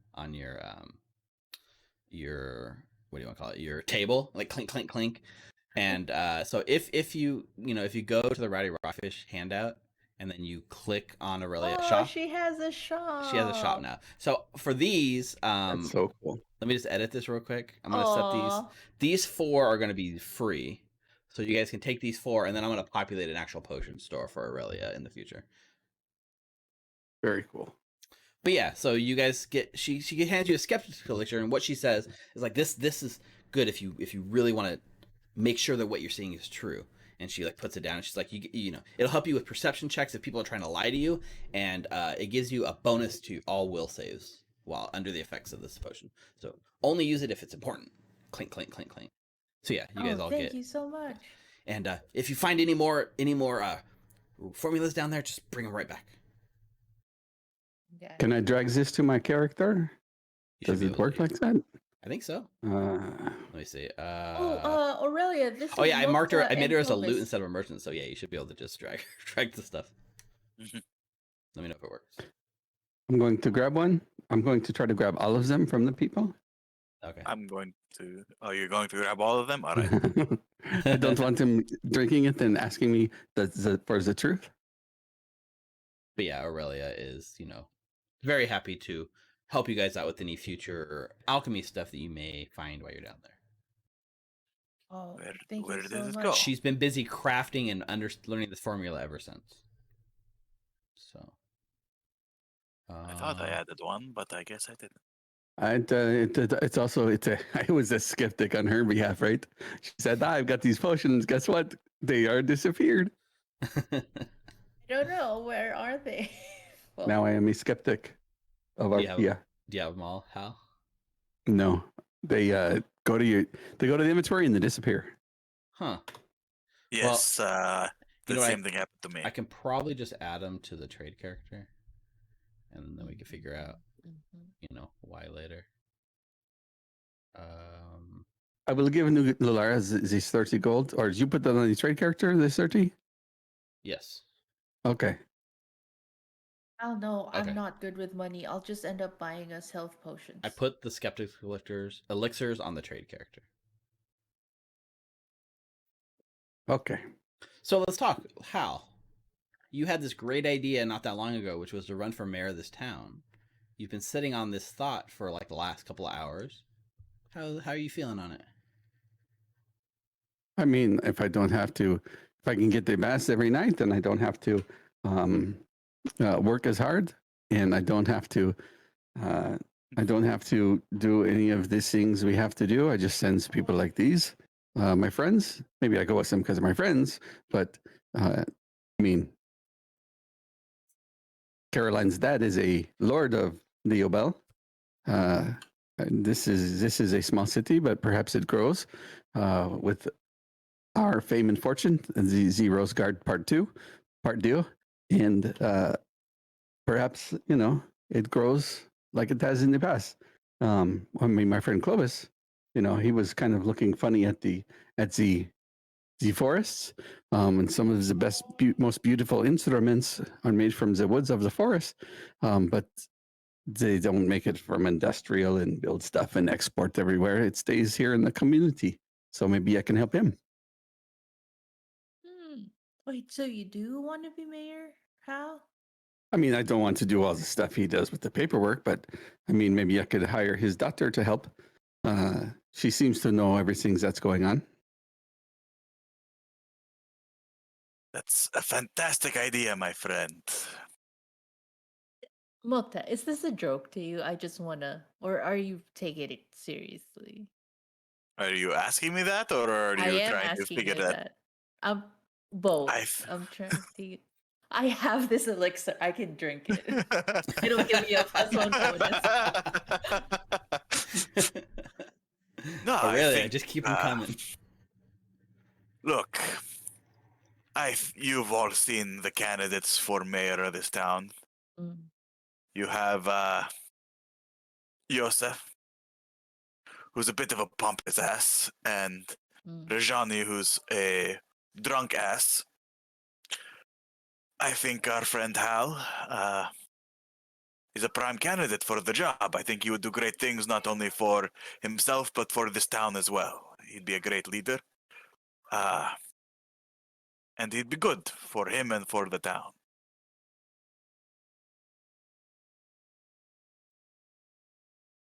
No, like hidden agendas. No using Hidden- Hal. Hidden agenda. His- I'm not even his from this town. position.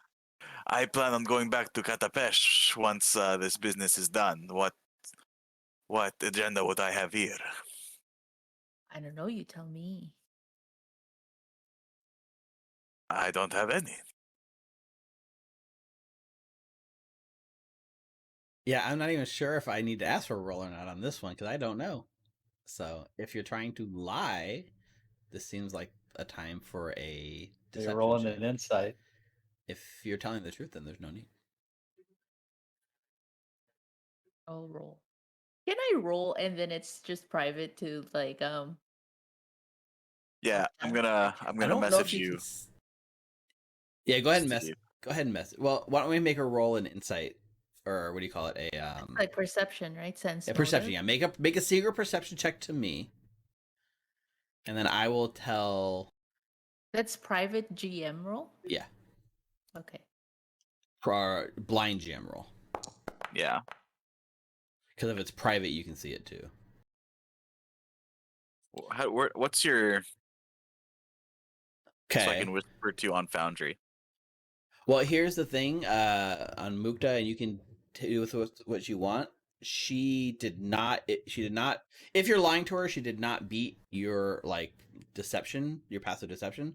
So if you want to hide anything from her, you can. If you want to whisper her and tell her something on your own, that's up to you.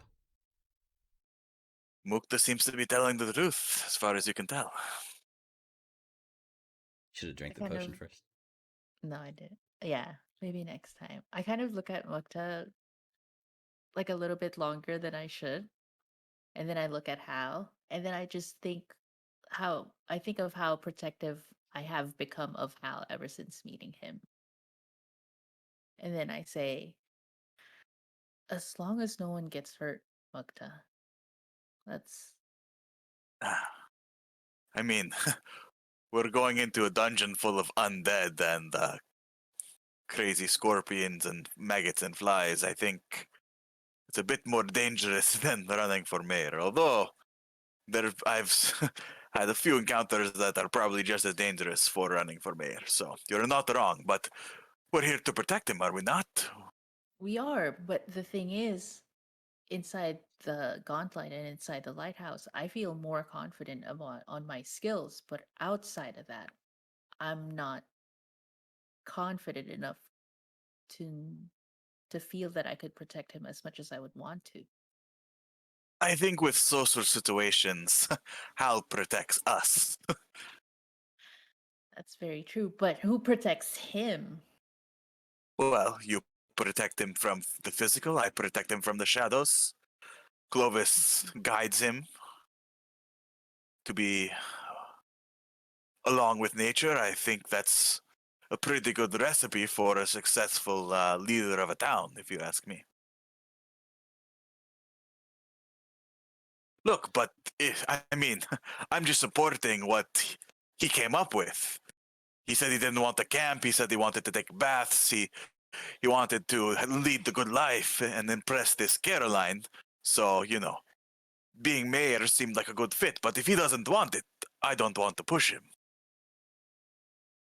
Brelda overhears this sort of line of talking going on, right? And she's like, "Huh, Hal is mayor," and she looks at him like she's considering it for the first time. She's like, "Not the worst idea I've ever heard," and she kind of wanders back to work. You see? Look, this town has certain citizens have rode the coattails of past glory for countless generations now. They've grown rich and powerful off past heroics, complacent, reliant on strangers such as ourselves to protect what they should be protecting. So, if we're going to protect a town, why don't one of us lead it? I can see. And I'm saying this, I'm not yelling this out in the tavern. I'm Yeah. trying to keep this within our group. It's still midday and most people are still at work, so it's Mhm. pretty empty except for you guys and the clanging and explosions of Aurelia in the other room working on formulas. Oh, I can definitely see the logic behind that. And personally, I really don't like the options that this town has. I just I mean, worst comes to worst, Menhems becomes mayor again, and the status quo continues. But sometimes the status quo needs to be changed, huh? So I think there's like that word kind of hangs in the air as we cut away to like a old timey news flash, and it says like Otari election. So this is the subsystem that I've created. So there is a subsystem in the game mastery guide for Pathfinder called influence, and I use that as a basis to build what I'm calling the Otari election subsystem. So there is an election coming, and the way it works is there are 10 factions in Otari. Each faction has a certain amount of influence and a certain amount of people associated with it that'll affect the vote. By using your character's downtime instead of focusing on the adventuring part, because it's a sacrifice of your time, right? You have to put time into this to make it work. You can put 4-hour chunks of time to do different actions like campaigning, which would be like, going to the functions and talking to people and giving speeches. Canvassing, just going door to door and saying, hey, have you heard about Hal? Like, here's a flyer. Political research allows you to like learn useful information about the factions and how they can be manipulated. And polling allows you to sort of spend time to feel out the different factions and where their current loyalties and votes would lie. And then in addition to that, there's also the action, which is, well, I guess the canvassing and the campaigning would be how you adjust that faction. So, in total, there's 50 influence in this town, divided amongst the 10 factions. And on election day, for every influence your candidate controls, you get to roll a d6. So if on election day Hal has 15 out of the 50 influence, then Hal gets to roll 15 d6, and the other candidates would roll however many d6s they have, and you add your diplomacy to that roll. And then whoever rolls highest on election day becomes the winner of the election. So it's a little bit of strategy here, a little strategic timing, as well as a little bit of luck in the end, because it comes down to a dice roll. So there are 10 factions in town that you would have to spend your time smoothing and winning over and learning their ins and outs. Those are the Lumber Workers Guild, the Lumber Business Guild, the Ship Workers Guild, the Tavern Guild, the Shopkeep Guild, the Law Enforcement Guild, Religious Services, the Thieves Guild, the Fisherman's Guild, and the Farmers Guild. So if this is a bit of dedication you guys want to do, you guys have a little bit less than a month to turn the tide from OSIV to your own. Very and cool. Will the election be? We are currently, the election is just about, it was a little bit less than a month from when the lighthouse fired. So we're looking at just over 3 weeks away. Probably about, let's just say 25 days from now would be the election. That gives you just Take over us 3 away weeks. from making sure that the lighthouse doesn't life in a month, right? Yeah. The other thing to be clear is outside of canvassing and polling and spending your downtime on election stuff, your actions and activities you guys do also can influence people's perception of you and what happened. And that's like a bonus on top of the influence that you can get from campaigning and polling. So today, you guys were all given 8 hours of downtime. What would you guys like to do with your downtime, if anything? Do we want to do the election stuff? Is that, are you guys starting like a Hal campaign headquarters at the Rowdy Rockfish or what? Well, there's a couple of things. One, what's her name? Brelda? Yeah, Brelda. Brelda, I feel like she has information or something. Not sure. But also, I kind of don't want to decide this like just right now. We're going to take time off of killing everything else in the dungeon. But what do you guys think? Well, I think we should first go We do see the if we can. election. I'm sorry, Clovis. Please, I talk way too much. No. Be my guest. No, you don't, Mr. Mayor. No, the concern is kind of what Nulara was saying about protecting him. If we campaign, Hal becomes the mayor, we know right after he becomes the mayor, the lighthouse is going to glow and chaos is going to happen. So, important. Getting Hal to be mayor, things Hal can do, house. And as we all may die and the town may die if we do not stop the lighthouse. So, Well, perhaps we say and my vote is we need to stop the lighthouse. we guarantee the lighthouse will be rid of all these things. Vote for me, and we can be sure it happens, or we will try trying. But if they vote for the other guy, I mean, maybe not. We'll be back in town every now. I mean, we have to come back in town and spend some time. So it's a good way to spend some time while in town, in between trying to make sure that the Gauntlight no longer is the Gauntlight. But I don't disagree with you, Clovis. In order for Hal to be mayor of a town, there has to be a town.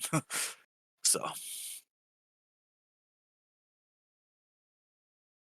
But I don't think it's true. If we spend all of our time focusing on these activities, then yes, we leave the Gauntlight for a month to recharge. But I don't think... I know Hal definitely does not want to spend a month straight in the Gauntlight. So we will be back in town, for sure. And when we're in town, we will Do what we can. campaign. Yeah, it really is designed to be Yeah, that's a true. time like it sucks your downtime away. Like there's still time for adventuring, like you said, but if the downtime spent campaigning and electioning, it might affect your adventuring, and that's kind of the trade-off you guys have to make. How about we sleep on it a little bit? Right. If no one has anything or that they would want to do right away, Mukta has some downtime activities. Okay. What would Mook like to do? He'll go to the Crook's Nook. Of course. Okay. So yeah, you head over to the Crook's Nook and you see, your old buddy Yinyasmera, and this is my first chance to get to use. Oh wait, what? Oh wait, here we go. So this is a mod I wanted to try. Oh. So you head to the Crook's Nook and Yinyasmera shows Very up. cool. She's like, Mukta, my favorite Soki. What can I do? Mera, my favorite human. Oh, I'm so flattered. As much as I am. How are you doing, Mera? Good. Business is a little slow, but it's that time of year. Election year, we have to lay low. Election month, sorry. Of course, I see Yosef has not been laying low. No, he's got his face out there. I don't know why he bothers. It's basically in the bag. Right, but, Carmen is going to try to cause some trouble, I think. Do you have some information that I should know about? No, just what I told you before, that he seems to have gotten it in his head that my new friends and I will be backing his campaign for mayor. Of course, that's what he keeps spouting off in here, and how much you betrayed him, etc., etc. Right, so that favor. If you look over on the dartboard, right, there's a dartboard. It's actually a throwing knife board, and there's a picture of your face, Mukta, like right in the center, and it has like other like crude drawings of all of you guys, and they just got knives like stuck in all of them. It's like right on the target practice. I think that speaks for itself. It does, and while I'm not too concerned with Rajani's knives, I've handled much worse than him in the past. His knives don't scare me. It's his trouble that causes me concern. The trouble that his words might cause. You know that little matter we discussed before. I'm not really sure where it's going to go, but it could still be in the cards. And if Rajani is spreading these rumors around town that we're going to back him for mayor, one, that makes us look bad, because why would we back Rajani for mayor? And then two, that we then betrayed him.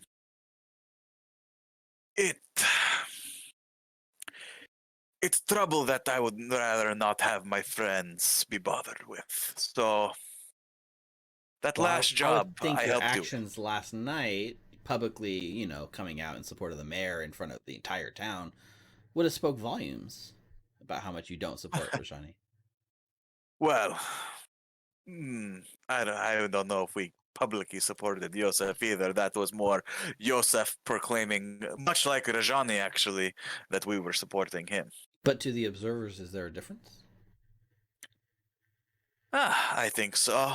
People might perceive things one way, but and say they perceive things one way, but in the privacy of their own homes, in the protected whispers between friends.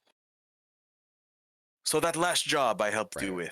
with, Favor. that favor, right? You'd like to cash I'd it in. I'd like to cash that in.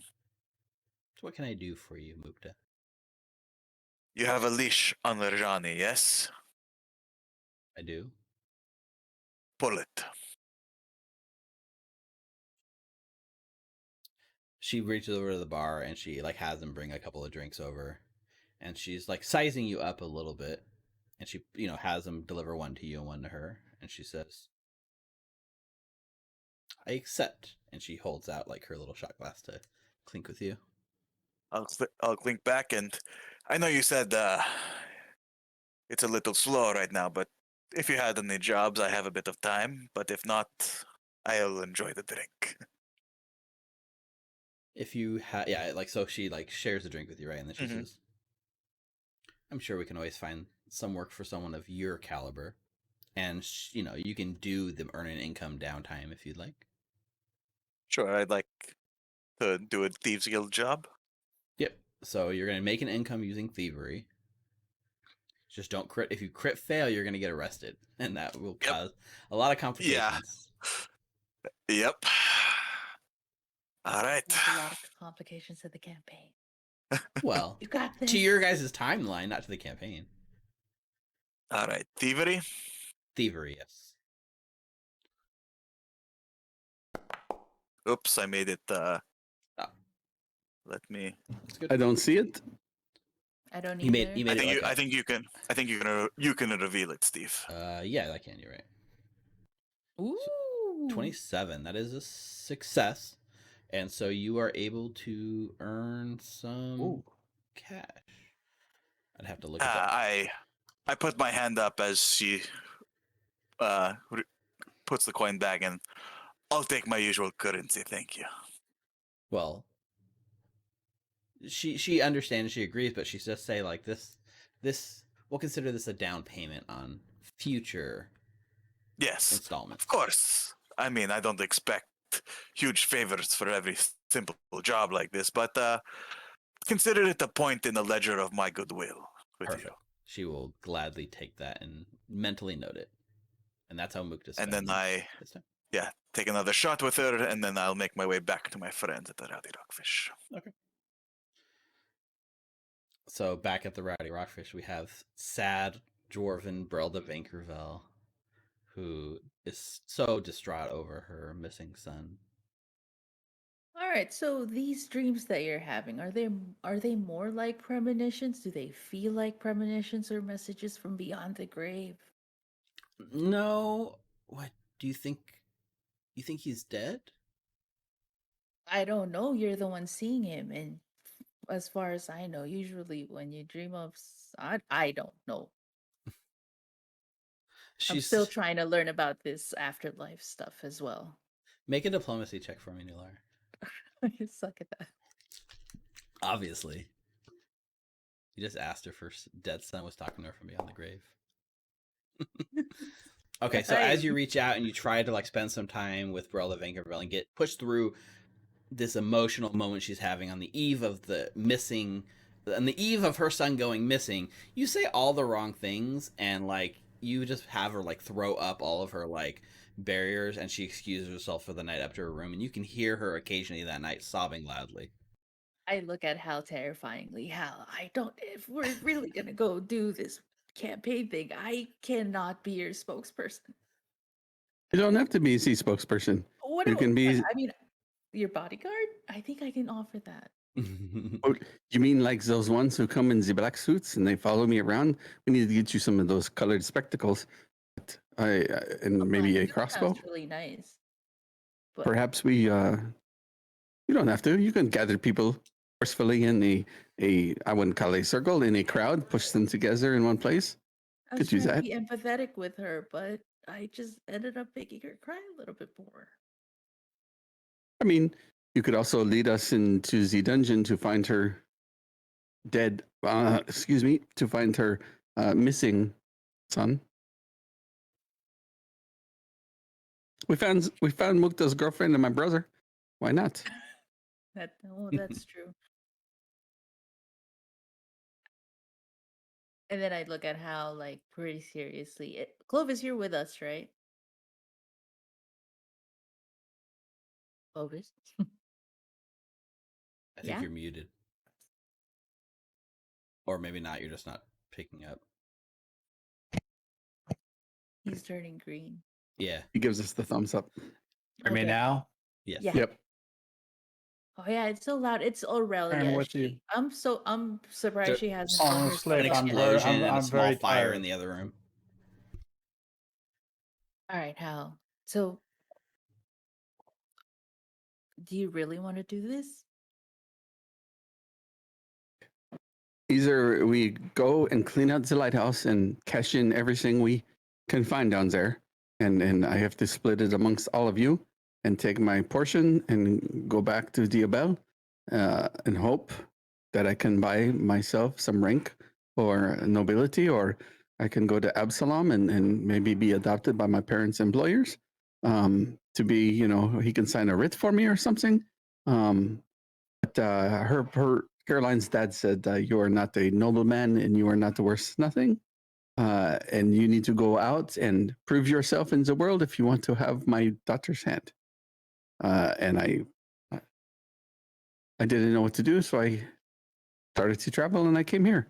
But I mean, if I'm the mayor, isn't that a station somebody would respect? I mean, particularly in a growing town like Otari. Definitely, but not to sound super self-righteous, but I don't want you running for mayor to just be a means to an end, because it's going to take a lot of responsibility on your end. That's why I have all you friends. I won't be your spokesperson, that I can definitely say. That's Maybe okay. A bouncer. Everybody needs the strong arm. Everybody needs to be, how do I say, spoken in a certain way to make sure that they're in line. But we're not going to be like that. It's a means to an end, yes. I mean, how much more money can we make from the dungeon? Menhem says 50 gold. We just brought back bucks. I mean, we 50 have gold each, I will point out. We have the goblin doll. I mean, I No, know, but I left it at the... so we can't even sell that for nothing. I don't know. How much does the mayor make? Maybe I can ask. What's the girl's name again? Hey, not important. Name is not Caroline. But You're talking about something Brelda. to think about. No, Menhem's daughter. Oh, Doriana. My future employee. Right. You're going to take her dad's job and then make her work for you. That's an awesome That's his right. Isn't that how it works? I guess so. I will say, you guys do have some treasure on you still. You got that succubus statue, a bloodstone, and a golden paperweight. That are all worth some money you guys could cash in. I was under the impression that we were gonna do that side. No, yeah. So, But it's more money for you guys. did they say how deep is this? We should have asked the guy how deep this. Well, I guess we did ask the goblin with no hands how deep the dungeon went, and he only said he went down 1 level. Do we know how deep this place is? Maybe Menhim knows how deep it is. Maybe his grandmother or his great grandmother told him. I mean, okay, so we made 100 gold and we went down 3 times. You know, if it's 100 levels, that's like 100,000 gold. That's pretty good, but I don't think it's that deep, no? I don't know. I mean, from what I gathered from Borbo, I mean, it didn't sound like he knew too much. That's why I just felt guilty dragging him along. He was a pathetic excuse of a person when he was alive, but I still felt guilty. Well, that's why you are the person you are. Always rightful amongst all of us, doing the right thing, whether it's through force or through compassion or passion. It depends. That's why I find myself attracted to these people like you, good people, people who look out for the others. I think we can do some good here. You see how everybody likes the current mayor, but not everybody likes him. He whispers behind their backs to talk about what he is good at, what he is not good at. He is good at carrying a heirloom that he's never used. You saw him wear it. He cannot use that thing, at least not like you. He just uses it for his station. He orders people around. He cuts down all the trees. What would happen when he runs out of the trees? What happens then? He has no creativity. I mean, yeah, he's not. I do not care about this town. I did not grow up in this town. I just woke up in this town. So whatever happens in this town, I frankly, very, very frankly, do not care. I do care about you guys. So I will support what you guys want. I just want you guys to be safe. Well, mayors are not forever, right? They come and go. Some change hands in elections more than others, but for a temporary time, maybe I become the mayor and I have a station, and then I go back to Diabel, and then we find some hardworking people to take over. And the next election, they do what they want, and we go on our way. I don't know. It's just a thought. Yeah, I think, you know, probably from this scene we kind of do like there's like this like kind of like silent hanging in the moment as we crossfade to our last scene of the night, because we are coming up on the end of tonight's session. And so I know we're not done with that, but we crossfade and we see, like, you know, the stars right at night. You guys are all back together, and this time we see another familiar face, which is the face of Elanir, who works for Wrin Sivinxi. So Elanir comes by, finds you guys here, and is very like solemn and saying like, Wrin is requesting an audience. She hasn't heard from you guys in a while. She's interested in possibly getting an update of some sort. If you don't mind, we have the tea just about ready. Yes, we're just waiting for our other friend, Mukta. Ding, ding, ding! Coming in the door right now is Mukta. There he is. Yeah. Kramer style. Everybody seems to be waiting for me. Yeah. Missed out on a lot. This is like my second kombucha of the night, thanks to And Aurelia. Welcome Yeah, or back, you guys Mukta. just serving yourselves, I guess. I don't know. You scared Brelda off hours ago.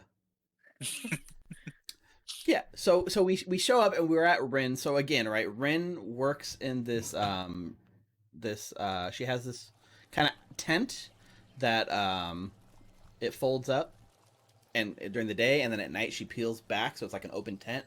And while you're sitting in the middle of her shop, or surrounded by all of her knickknacks and little like trinkets and her like fortune telling table right in the center, you guys find yourselves looking up at the stars.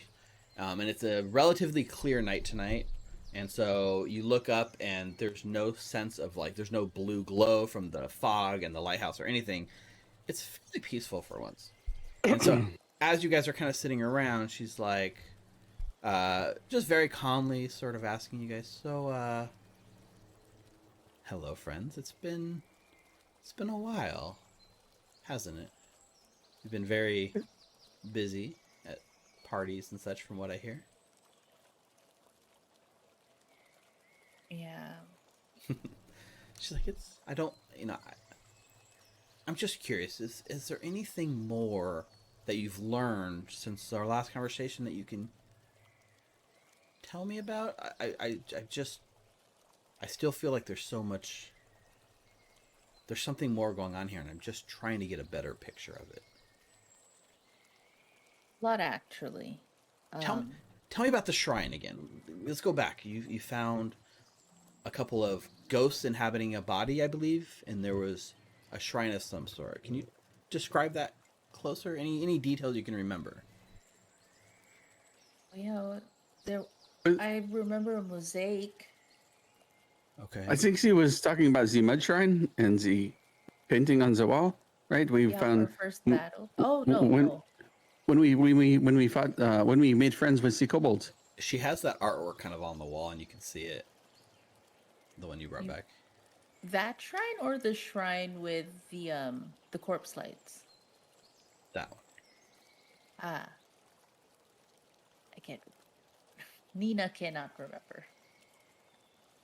Were there like images on the glass mosaics or? So Nulara closes. Yeah, I mean the images of the mosaics were kind of like graveyards. I believe they were like graveyards with spirits coming up out of them, if I remember right. Yes, I should have remembered that if it was a graveyard. So it was 4 stained glass windows, each 20 feet tall, and depicting 4 haunting scenes of ghosts rising from overgrown graveyard. And Nulara sits there and closes her eyes and tries to remember anything of note. Why don't you make a perception check for me and see if Nulara can remember anything? We'll say to remember this level of detail, we're probably looking at a DC 22 perception check. If you can remember any more than that. This is before you guys shattered it, so you can't even go back and look. Yeah, we shattered it to survive. Hang on. Sure. Perception. Yeah, perception. Where's my perception? Should be just on the left side of your character sheet. It's like its own section. Oh, yeah. A public roll or? Yeah, public roll's fine.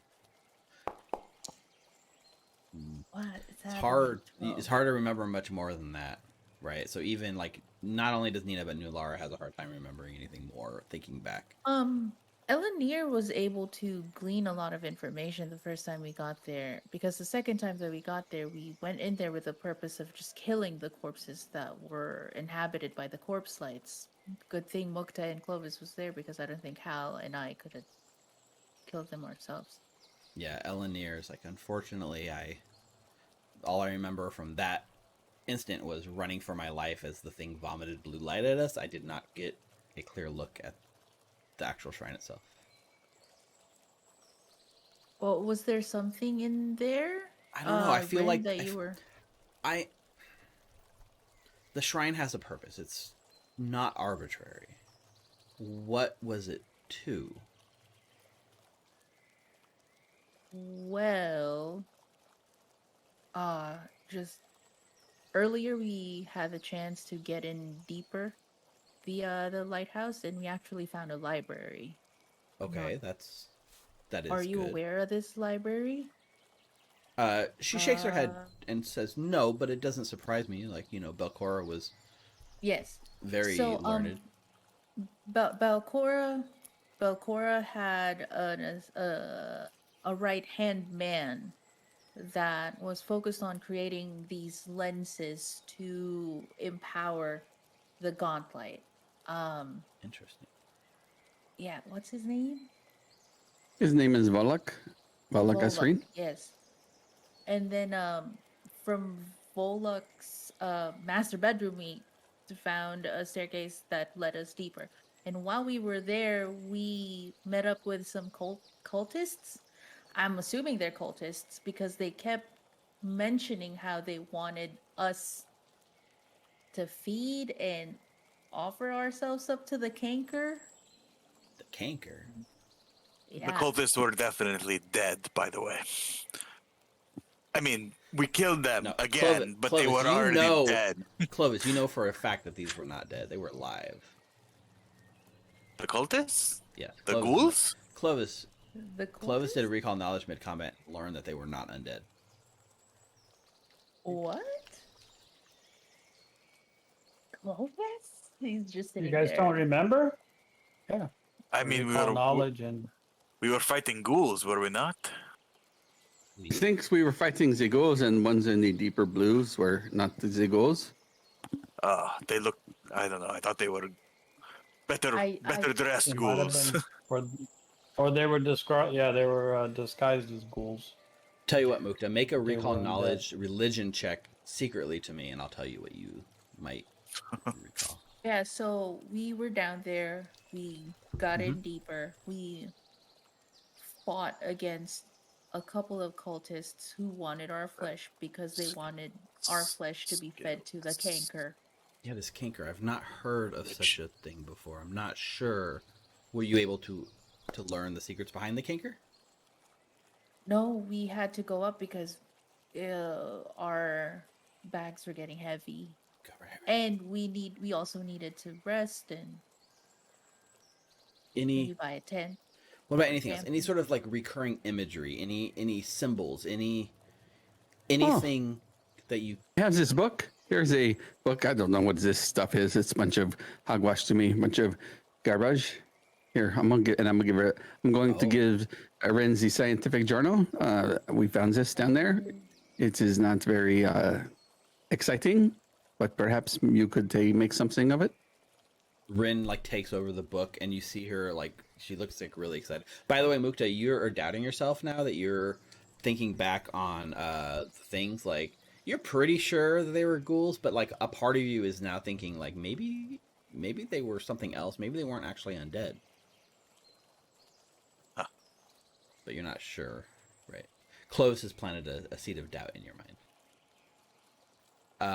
Yeah, so she takes the book and she's kind of like flipping through the first few pages, and she's like, "I've not heard of this Volok before. I will need some time to read this. Thank you for this font of knowledge." Oh, if you do glean any information about Volok, an acquaintance of ours mentioned that he didn't like his pictures being like put up. So if, He was quite vain. oh, there you go. Yeah, he was vain, and he actually had a portrait right next to the paintings that you have here, but his was slashed off. But apparently it's a weakness, so if you find a picture or if He was it also looks like apparently a it is drow. something- Okay. Well, this handwriting is consistent with a drow dialect of Undercommon, so that does not surprise me. Sure, give me... I will need some time to pour over these notes, but maybe by tomorrow I will have something for you. And you know Morlibint, little Sure, eccentric little wizard. Apparently the gauntlet That will guy's kind of recharge. strange, isn't he? Like, I don't know, something about that guy seems a little off. I just smile at calling someone else strange. She sips her tea beneath the stars. Mhm. And by the way, Apparently- this tea is Just sitting super there. Yeah. strong. Like, super strong. That's hard for you Yeah. guys to drink it. Apparently the gauntlet will recharge in 1 month and transport another creature, be able to transport another creature to attack the town, possibly. Apparently it needs to gather energies for 1 month to be able to do that again. It gives us plenty of time, doesn't it? So it would seem. Not the lighthouse is huge. I feel like we've only just see the surface of it. Well, no, we went down a few levels, but Yes, but I feel like there's more. She's kind of interested at this too, because what she tells you too, kind of paraphrasing, but like based on the legends told by the Rose Guard and the research that she had done before she traveled here and learned, is that the Rose Guard never mentioned anything more than like 2 levels to this place. There was like a surface level, and then there was 1 level below. There was a large staircase leading down, and in the battle with Belcora, they collapsed the ceiling off the bottom layer of the dungeon. And so after defeating Belcora, they felt pretty safe that everything was clear, and they never, in any documented like cases or tales that she can find, ever looked below the surface of this place. So the existence of this library, she's fairly researched on this thing before she traveled here, and she's never heard of the existence of a library down there before. Well, we definitely went down 3 levels and saw stairs going down even further, so... Yeah. So it sounds, what she's basically letting you know is, it sounds like you guys are kind of treading on new ground here that even the Rose Guard themselves never explored. Well, sounds like a job for 2 rows, 2 guard. And then after that, Rose Guard, Otari Drift. Ah. Yeah. So like in this moment, like she kind of like sets the book down that you gave her, puts it like under her cup of tea, takes a sip, and leans back, and like her tone shifts a little bit, and she just kind of like looks around and she says, "Do you mind if I share a tale with you guys? More of a anecdote, an allegory. I don't know what it is, but Please. I spent a large portion of my life fascinated with the stars." And she looks up at the sky, and you can see it from inside of her shop, right? Dancing across our sky. Most people go through their entire existence without seeing the patterns in that chaos. But my eyes were opened once I learned of the cosmic caravan. I began to study their meanings, their patterns, their effects on our world. It became clear to me, despite what others may not see, the stars play a role on our material plane. And she stops here to take, like, kind of glance around and look at your faces as she sips her tea. And she kind of smiles as she reads a little bit of the skepticism in your body language. It's like, it's okay. I don't take offense to your skepticism. My faith has no need for your approval. But let me ask you, when you look up right now at this sky, what do you see? What does it mean to you? And as you guys kind of instinctually look up at the sky, you can see the vastness of the sky dotted with thousands of little twinkling, sparkling dots. It's almost, you look up at it and it's dizzying, and you almost feel small in its presence. And she seems like she's kind of waiting for maybe somebody to answer what it means to you, or what do you see? I see a picture of 4 heroes. One with a lute, one with a bow, one with a trident, one with a little man on his shoulder. She's kind of impressed, but she's like, "You're not far off there, Hal. That is the cosmic caravan. Though it takes a trained eye to spot the correct figures. Yeah,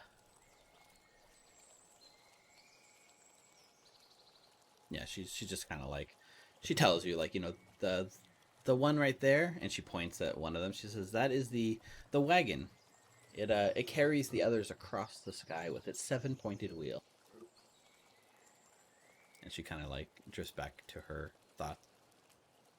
Does anyone else have anything that the sky or stars might mean to your character that you want to share, or no? Is it just like awkward silence as you sip tea? Yeah, Clovis, you got anything You're naturey.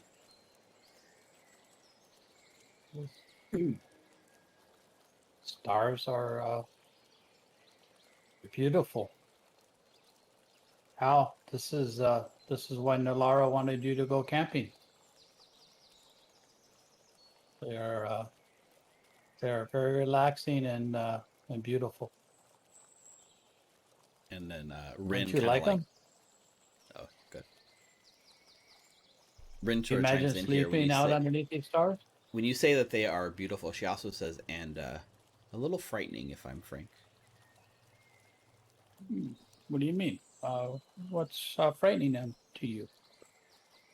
Well, Clovis, for me, the more I look up, the less I see the stars. What I began to notice, no matter how many stars there are in the sky, the vast void that surrounds them is infinitely larger. She pauses for just a second. Scholars call it the dark tapestry, a void and darkness between the stars. Most believe it predates the Great Beyond and even Pharasma herself, as blasphemous as that might be. And you can see her kind of looking in your direction with a slight grin, Nulara. Whatever the case may be, this dark tapestry must hold some answers to secrets that we do not even know exist yet. The outer gods, unfathomably ancient beings that exist outside of time, live their existence out there. Time and time again, stories tell of brushes with these beings. It never goes well for our world. She stops here and pauses to drink some tea. And as she does, you can see she's finished off her cup, right? And then Elanir is kind of rushing over to fill it with a pot of tea.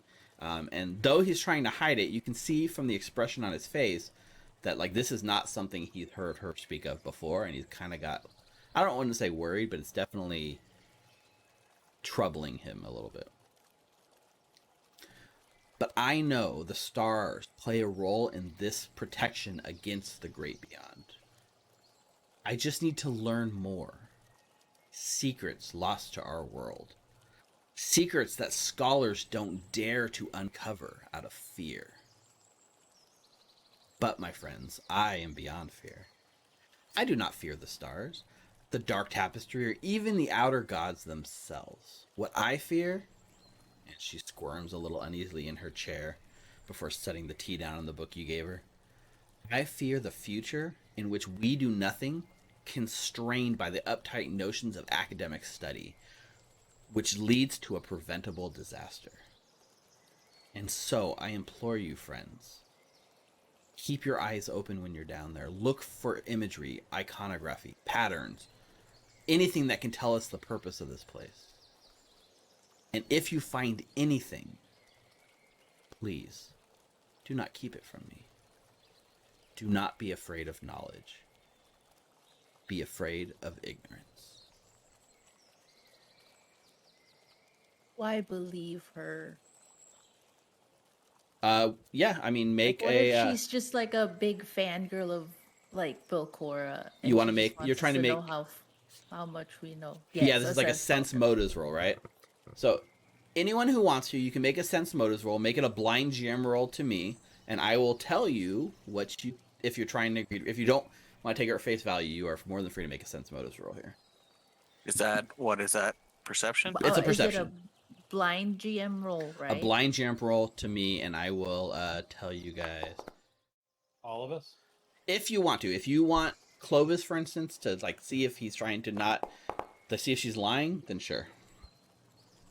I don't want to do that. I thought it was a great story, and I want to write a song about it later. Yeah, that sounds good to me. Okay, so let me just check what her sort of.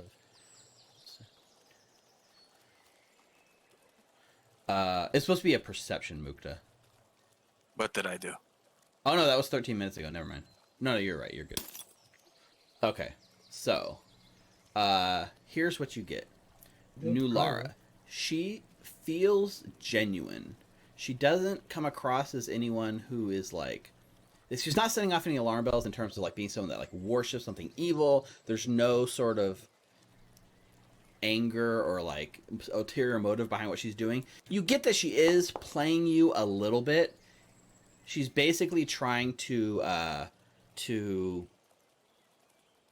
get her to bring you something, but you don't think that there's any meanness or anything evil to come from it. It's just pure. What she was telling you is absolutely true, and she's trying to manipulate you into bringing her secrets that may have been lost down there.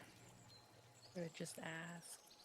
And then Mukta, it's hard for you to get a read on her. Just trying to like sense motive on her, you don't get a reading that tells you one or another what you believe, so you can decide what you want to believe for yourself. Okay. And let's see. So Clovis is going to... All right, right off the bat, Clovis, 100%. Her alarm bells are going off in your head, and you can see through her deceit. You can see through her lies. You are convinced that she is probably in league with Belcora and knows more about her than she's letting on, and you would not trust this woman as far as you could throw her. She's using you, straight up.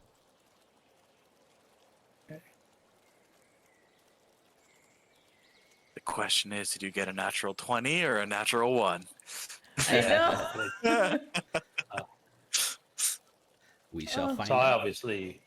I would obviously wait till we're alone and pass that info along to my. Yep. Well, that's Padres. as we fade out from that, right? There's this last kind of hanging thing as you guys. There's the last shot as you guys like looking at each other, trying to figure out, and we fade to black, and that's gonna do it for tonight's episode. That's the end of our session, guys. This last shot of you guys having tea with Wrin and getting a little story dump on you at the end. And now you guys have conflicting very cool. opinions about her, which will be fun to figure out. Wow. I don't trust her. Well, Nulara doesn't trust her. Yeah. I mean, Nulara did a sense motive and does trust her. It's Nina that doesn't trust her at this point. Mm-hmm. That's true. We went the spectrum. It's like Nulara trusts her. Well, yeah, Mukta's on the fence, and then I feel Clovis. like if you go far enough to make a sense motive and then you make a roll, then that's because you didn't trust her in the first place, and whatever comes up, that's what you should stick with, right? Like if you... But you said that Nulara feels that, she's playing them up a little bit. And she is. That part is true. You do feel like she's definitely manipulating you guys a little bit, but you don't get a sense it's for evil reasons. But you can do with that what you wish. Okay. I'll put So, that yeah. in my head. So thanks for sticking through some of the technical issues. We got through a fairly impromptu fight that I didn't know was going to happen because, thank you for your natural 1, Mukta. That was pretty awesome. Yeah. And then you guys were like, no, let it go. Let it be safe. And I was like, okay. And then you guys, let's track it. And I was like, okay, yeah, this went a lot more. But we finally closed the loop, and you guys finally got to see what happened to Boss Skrawng so many, weeks ago. Rip, R.I.P. Right? Yep. Or Boss Skrwang. Poor boss you. Right? Scrags. So next session, we'll be Delayed like coming a back fish. the next morning, and we'll be heading right back to that, to the Ruins of Gauntlight. And you guys got some more exploring to do and some more mysteries. And just like Wrin is imploring you, right? Like, keep your eyes open and look for any clues or anything you might be missing that shows what this place is all about. Is Did it we get any Fire Day XP or from? Saturday? Right now, it'll be Friday, It will be. Okay, so Fire Day. right? It's gonna be Fire Day. That is correct. One more day. one more day. You didn't complete Morlibint's quest, so that was not enough XP to level up. Let's see. You No guys- partial XP? 55. We have to have 55 or something. Come on. I'll give you guys 55, 30. 30. 55. No, you guys do not get Let's to level roll up. for it. Nope. Let's roll. We'll either You get guys- 0 or 55. No, Come on. let's just keep playing. We'll go back to the Gauntlet right now. Yes, let's go. Yeah, I mean, let's go back and fight some more, right? Let's like kill you guys, Wrin right now. Let's you kill guys- Wrin and get our points. I don't think you guys should not be level 4 going back to level 3, because then it's gonna not too easy, but but like Oh, really, I it's gotcha. it's better. I think it makes for a better experience if you guys go back at level No, 3 okay. and then. So would level you up say how before we much? get there. Just take 30. Yeah, Okay. because there's Alright. 2 rooms, like 2 big 775. rooms Okay. that we have to go through. No, I get you. I Like didn't the realize book we were going lady back. and In the Okay. temple. Ren. Yeah. We're We have doing to go the to the fast. temple. Yep. We're doing fast leveling, so you guys are already leveling at a faster rate than kind of normal, anyways. And All right. I want you guys to go back and see what you guys do at level 3 before Yeah, we hit no, level makes 4. sense. I'm sure next week we'll push over the threshold. So Do we? Can we just take a long rest tonight so we're ready to go? yeah, you will take a long rest and ready for the morning. Do we What was have